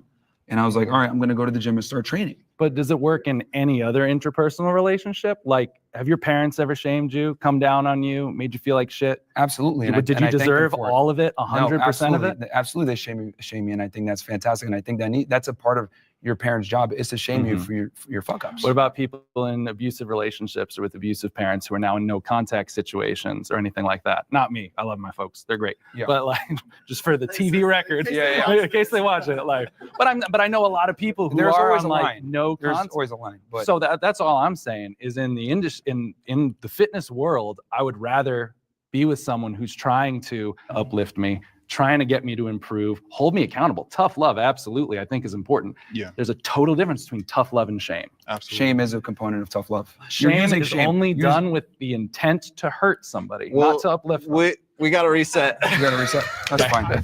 I would not like to be on the other side. If that's true for you, come forward. I'm very medium on this. When I was in high school, they do your graduation photos, and they had a saying, and my saying was, my worst nightmare would be if I gained 10 pounds of fat. Literally, grade 12, I remember it clear as day. I was already a competitive bodybuilder, and so to imagine being 100 or 200 pounds overweight when I strived my whole life to look kind of like this, I just couldn't imagine it. It would be a nightmare for me. I agree. From like a health perspective, like being overweight or obese like puts you at a higher risk of developing chronic illnesses, and I think I wouldn't want to be in that position. And if I was in that position, I would do what I can in order to get to a healthier weight. Okay, so I just want to make sure everyone gets to say their piece before I go. I mean, yeah, it's completely unacceptable to be fat as a man, man. It's completely unacceptable. It's just so many problems with it. I've been fat, I've been skinny, and I've been in shape, and I will pick being in shape every single time. Just like if you ask someone that's rich versus someone that's poor, they will pick being rich every single time. And the thing is that most fat people, not all, but most, have never even seen their abs. They've never seen what their body is capable of. They've never been actually happy with their physique. And once you get that taste, you're never going to want to go back. And then on top of that, you're going to want to go ahead and tell all those fat asses that you were once friends with, you need to get in shape. This is awesome. But the reality is we live in this crazy world where we coddle fat people, we coddle idiots, we coddle morons, and we don't hold anybody accountable, and we allow mediocrity to strive in the West. And I think we need to go back to shaming fat people. We need to go back to making fun of them. I mean, if I was president, hell, I'd put all of them in a fat concentration camp so they can concentrate on dieting and exercising, because being fat is completely not acceptable. I'd have these people... And did he just say he put them in a concentrating camp so that they could concentrate?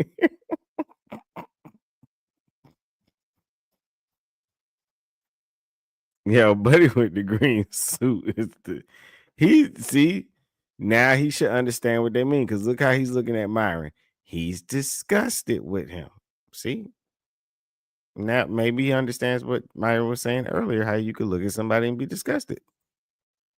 Back in shape, because what people don't also understand is that fat people bring a big burden on the healthcare system. Obesity, diabetes, heart disease, etc. It's a big problem. Do you really mean that, or are you just saying that? Yeah. I'm dead ass. Yeah, if I was president, make me president, I would get rid of the obesity problem like that. I find it interesting that they can lock us up in their homes for almost 2 years saying wear a mask, etc. But then I say, I'm gonna lock these dudes up in a concentration camp where we're gonna get them healthy food, we're gonna get them exercising, and I'm looked at as crazy. Yeah, I hear what you're saying. I guess there's a distinction between having opinions about how COVID was handled and genuinely believing that all fat people should be in a concentration camp. Yes, And a I just wanna make concentration sure- camp. Let me be clear. I'm talking about a concentration camp where they're concentrating on diet and exercise. So I wouldn't necessarily want to go from one extreme to another. I also would not want to be spewing out stuff just to hopefully get a viral clip. So if you could You know- snap your fingers and look like any of us, would you not do it? Like, would it I not be worth probably it? choose to look like Tyler. I want to go to a place where it's comfortable and it's healthy all around. I'm not doing things that could negatively impact me in a way to get to a place like that. Like, I've gone through that. I've gone through having eating disorders from chewing gum and drinking water and starving myself in different ways to achieve something. Like when I was dancing, my dance teacher blatantly told me, if you don't lose a certain amount of weight, I'm kicking you out of the showcase.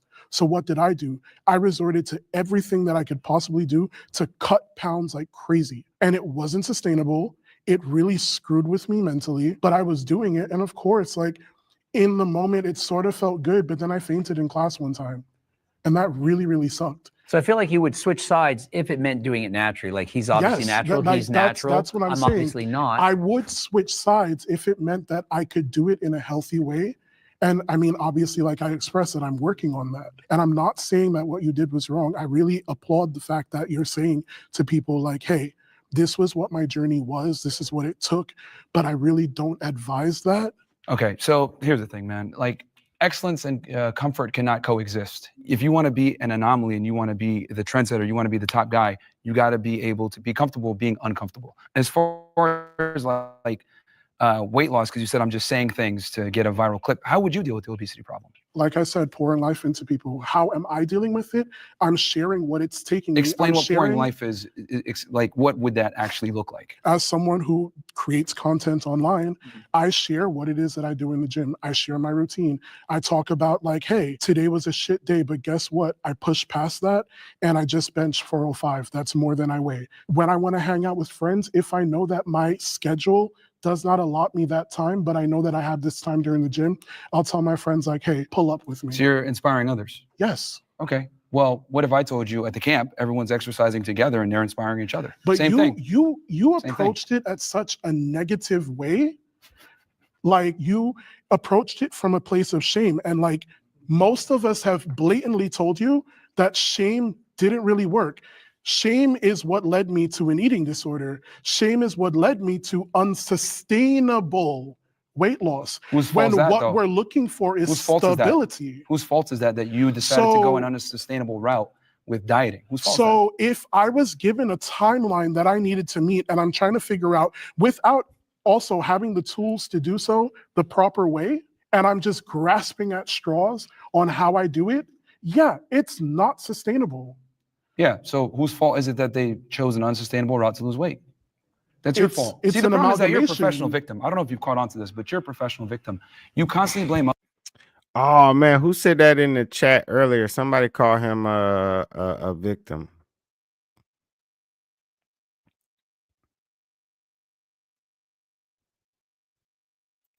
That's crazy. Tino said can bench 405 but can't run a mile. Not functional whatsoever.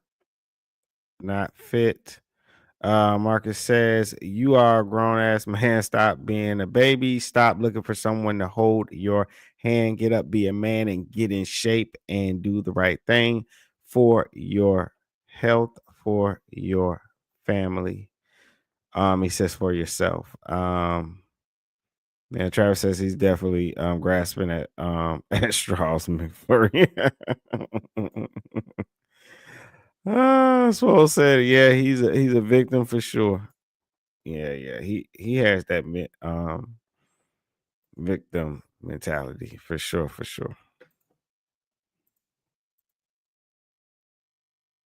Others for your inadequacies and why you're fat. The I reason haven't why you're blamed- fat. I haven't blamed not one person No, well, for where I am. Yeah, because you're always like, oh, my butt's tough and all this other stuff. The reality is this, man. Wait, you eat too much. I'm you don't trying to exercise figure out enough, where these and that's misconceptions why about me are.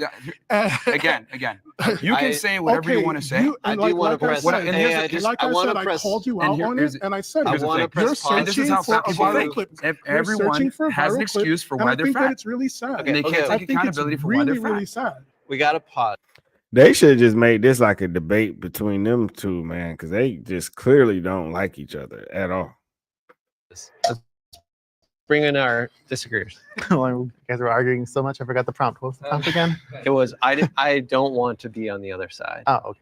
No, of course I would. I'm a curious person. I have been in much more traditional, like aesthetically pleasing shape in my past, but I've never gotten to like your guys' standards. And of course, I'm curious about anyone's life, like what it's like to walk through their shoes. So I don't see why I wouldn't be.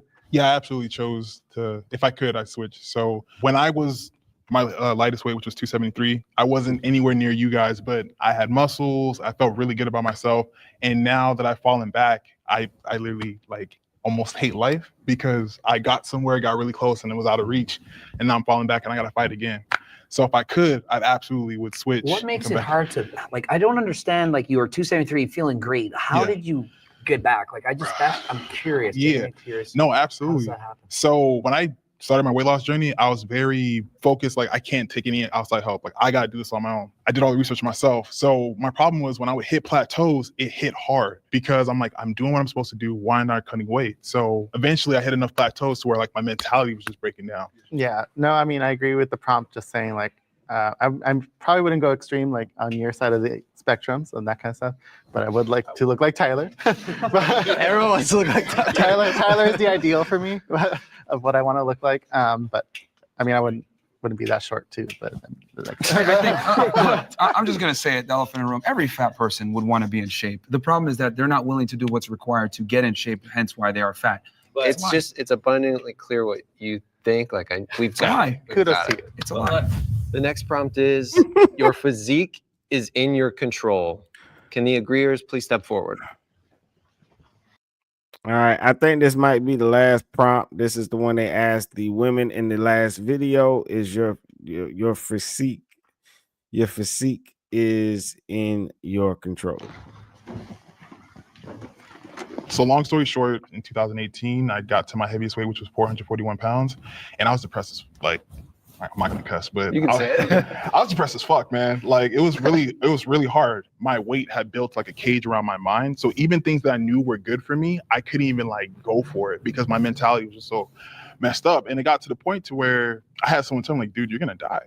And that hurt, you know? And I just flip things around. And I think one thing we haven't mentioned is accountability. I think that's the biggest thing. When I was growing up, my weight was always blamed on someone else. I was like, oh, it's my parents feeding me too much. And it's like, you can close your mouth. Like, I don't have to eat, you know? But when I finally made that change in my head, I realized that where you're at, given like the ideal circumstances, it is your choice. I am where I'm at now because I made a series of wrong choices and didn't handle myself correctly. I mean, you deserve to be depressed if you're fat. I mean, the reality is that, see, depression is a very healthy response to inadequacy.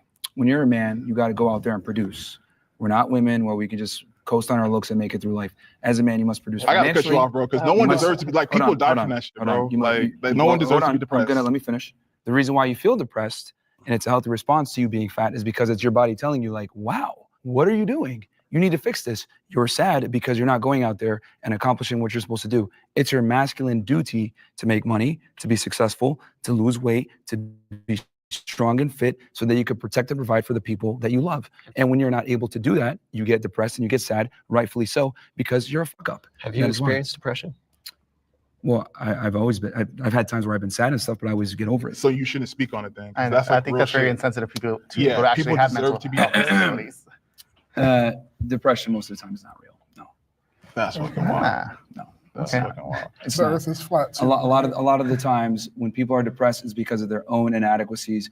You're messing up in So if something you get in your raped, life. Is that an inadequacy? He doesn't 'Cause people mean in get all depressed from that. cases. I'm No, sure he he's doesn't saying mean- he's saying like in the When majority. you say a That's- blanket yeah. statement, There's like always that, going to be right? exceptions, but I'm speaking generally in this context of being fat and why you were depressed. It's because That wasn't the only reason why I was depressed, but go on. okay, Yeah. but it's a component. You know what I mean? Yes, it was a big component, It was for a sure. response to your Yeah. inadequacy as a man. And the thing is that we live in a meritocracy. I know everyone likes to run around and say, "Oh, everyone's equal and it's all equality for everyone." No, that's not how the world works. Why the fuck should I be treated equally to someone who's fat, broke, not disciplined, and not as intelligent? It's a competition. equality Life come is a from? competition. Where are you getting the notions that people are not disciplined?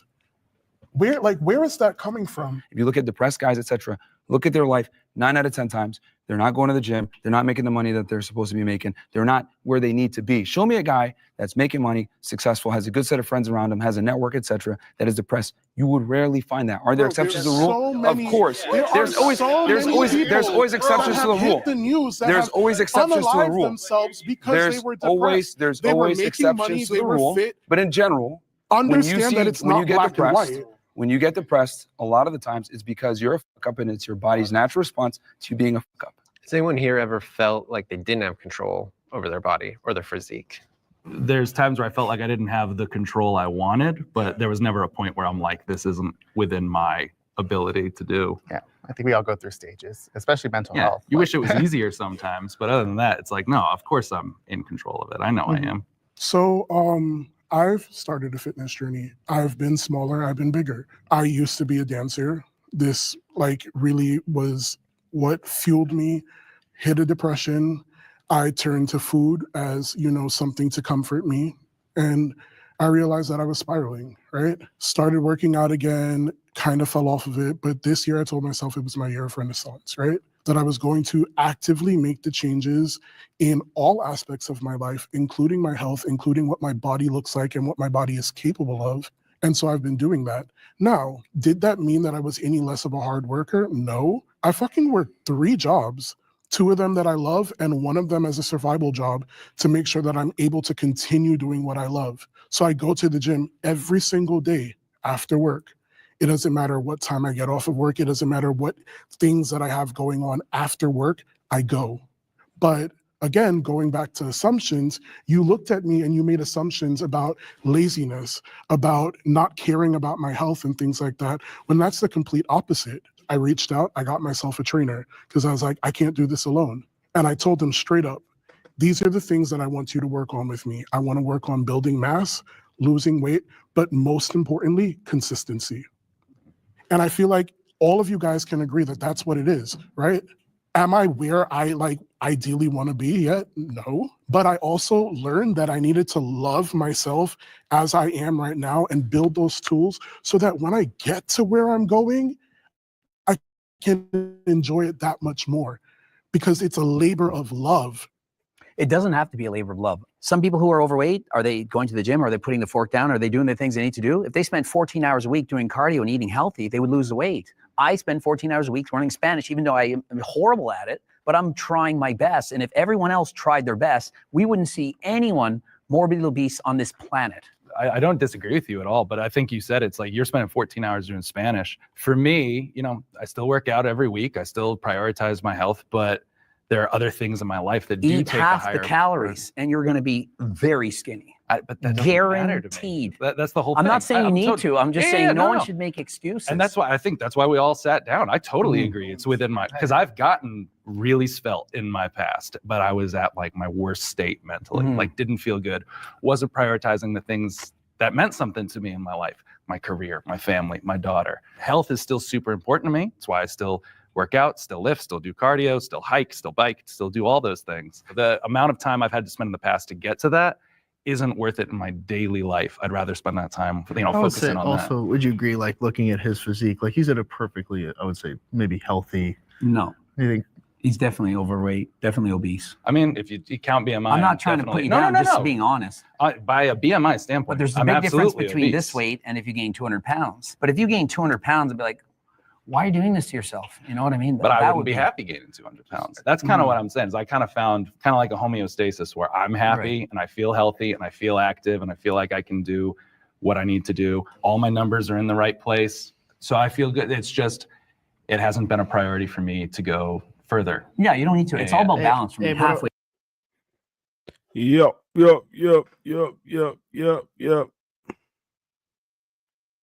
What's up? Sandra says, wow, how inconsiderate to deny psychological issues of that thin man talking.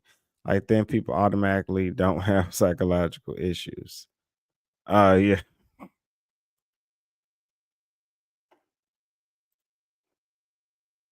So true. Let's see. Travis said he definitely ain't ever putting that fork down. He probably eat it if he could. Steven says, same as if I work with someone and they always smell, I'm going to assume you lack basic discipline to clean themselves. Marcus Banks shouted out Sandra.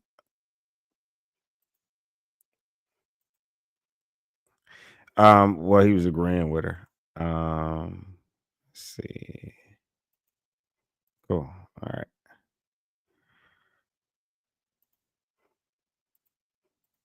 What about you? I just want to hear. I was gonna say I was in the same boat as him. I feel like myself. I feel comfortable with where I'm at right now.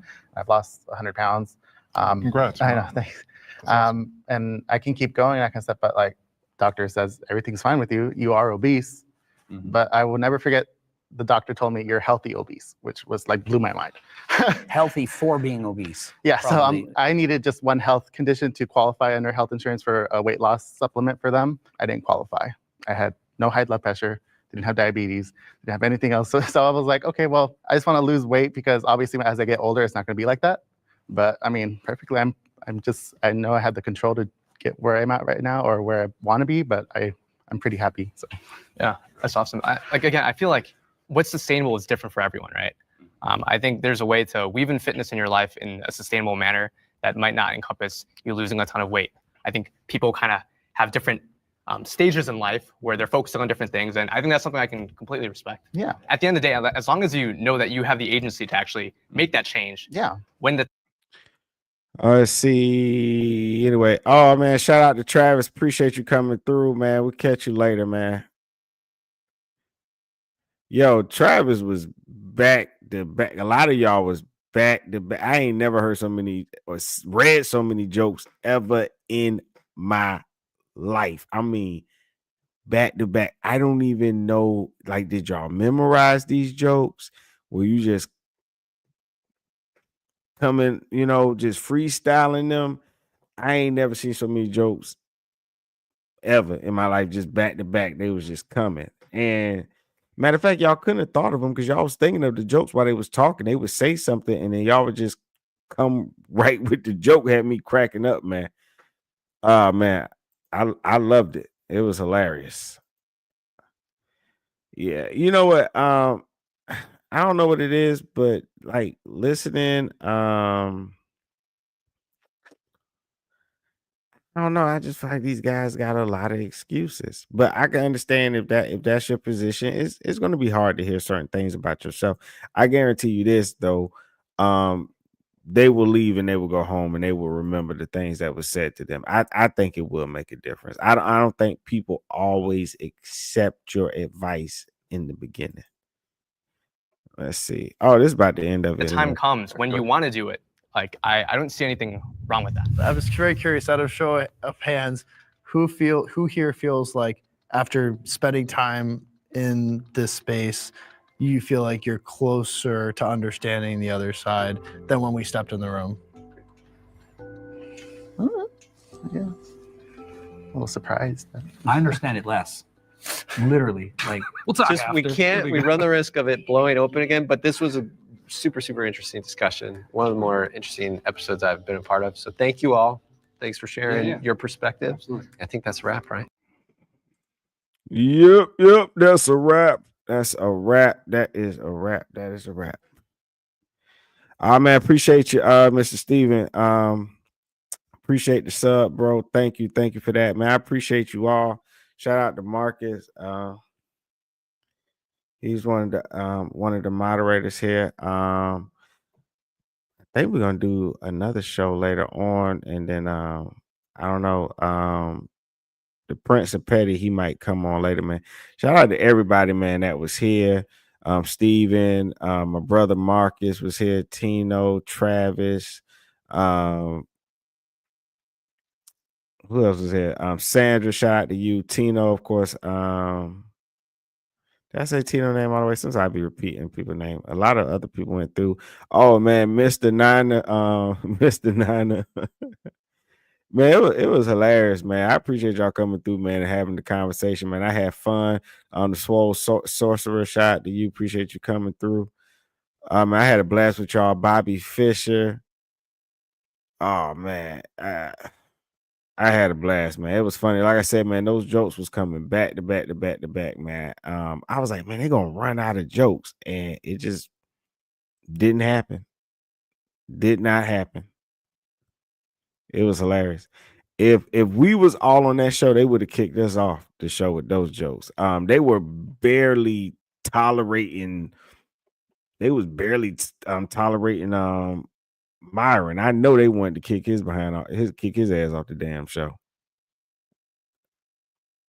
The white guy that was the moderator, he wanted to laugh at that stuff Myron was saying. He did. But yeah, I think I got everybody.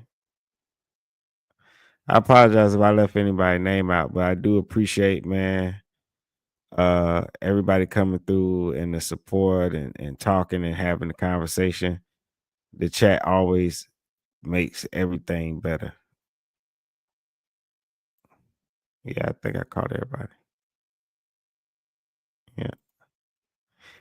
Let's see. You said what time coming on? So I set my alarm. What time is it now? Let's see.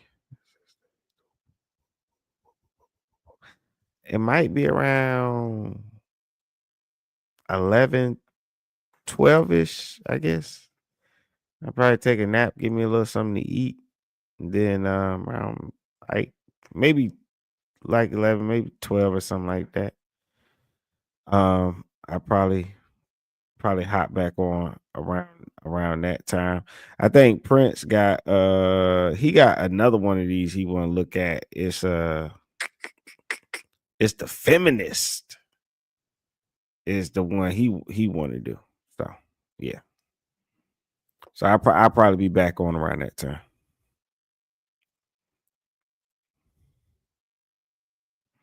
Let's see. All right. I don't know. Let me do my.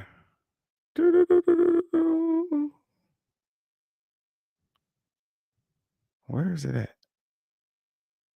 Etc. Okay.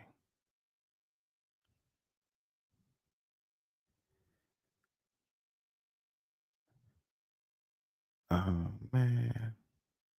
Trying to find.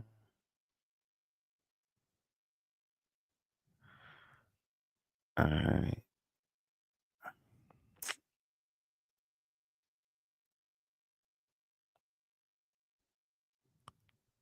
Let's see. Can't find it. All right. Anyway, I'm gonna get my closing arguments before I shut it down. I guess that makes sense. So, once again, we was talking about, does body positivity make you weaker or stronger? Body positivity is the idea that everyone deserves to feel confident and accepted in their own body, regardless of size, shape, or appearance. At its best, body positivity helps people avoid self-hate, shame, or unrealistic standards, which can be especially powerful in a world that often promotes narrow beauty ideals. However, and I think this is what we discovered watching this show, is that while body positivity can build self-love and acceptance, it shouldn't become an excuse to ignore the importance of change when that change means better health. Accepting your body and wanting to take care of it can go hand in hand. And I think if you accept your body and you love it, I think taking care of it would be a part of it. It's about finding a balance between self-acceptance and the willingness to make healthy choices that genuinely improve your well-being. And that's the part that I agree with. And I think it's kind of like, if you feel bad and you like drinking all the time, I think subconsciously you're destroying yourself. You don't feel very good about yourself. You don't care, and you engage in self-destructive behavior. And I think that true body positivity should inspire people to take better care of themselves and stuff. But I can't, like I said, I think some of the things that was said to these guys on the show, I think that here's the thing: when you say some good shit to people, you ain't gonna always see what you said change their lives. Sometimes you gonna say some things to people and it might seem like they took it the wrong way. It might seem like they wasn't listening. It might seem like they hard-headed, but trust and believe, if just be honest with people. You might not get to see the change, but trust me, it's been times, me, young, knucklehead, somebody older said something to me. Now, I promise you, that older person probably thought I didn't listen to him. But I guarantee you, it might have been a year later when I thought about what that person said to me. And I said, damn, let me take that advice and change my life. So I think like Byron is an example. He said some harsh things to these guys, but I think those guys are going to remember that and it's going to change their life. They might pretend like it didn't. Man, much respect to you, Mr. Marcus, man. You know what? I gotta stop doing that because Mr. Marcus, that's the name of a porn star. And I was telling Prince that that's how I do Mr. Marcus get mad that I say Mr. Marcus, because Mr. Marcus, the porn star. He's the one that was with Corinne Steffens on that video when she was Superhead. That's the guy, with Superhead on that video. But yeah. Boom, boom, boom. But yeah. But yeah, anyway, I mean, I appreciate you all. Does body positivity make you weaker or stronger? I think it's all about perspective and what you use it for. You either can use it as a crutch or you can use it as a way to get your life back on track, which you can use it as an excuse, like when you say, hey man, ain't nothing wrong with me, and you just use it as an excuse to stay the way you are. Or you can say, hey man, look at me. I'm beautiful, I'm handsome, whatever. I can do this, I'm strong enough, I can be disciplined and do this. You can use it that way. So I think it's just each individual how they look at it. Marcus said, man, Mr. Marcus, that's the OG. I'm not mad at all. He's still around. And look, man, I seen him. He did an interview. It ain't look like he was aging or anything. I know people talk about the lifestyle, say people be looking old. He looked like he took care of himself. All right. So anyway, man, I'm about to head out, man. Peace and blessings to y'all. Be blessed. Appreciate y'all coming through. Thank you so much for the support. I truly appreciate it. Appreciate y'all coming through, talking, having the conversation. I will catch y'all later. Thank you. Risky behavior.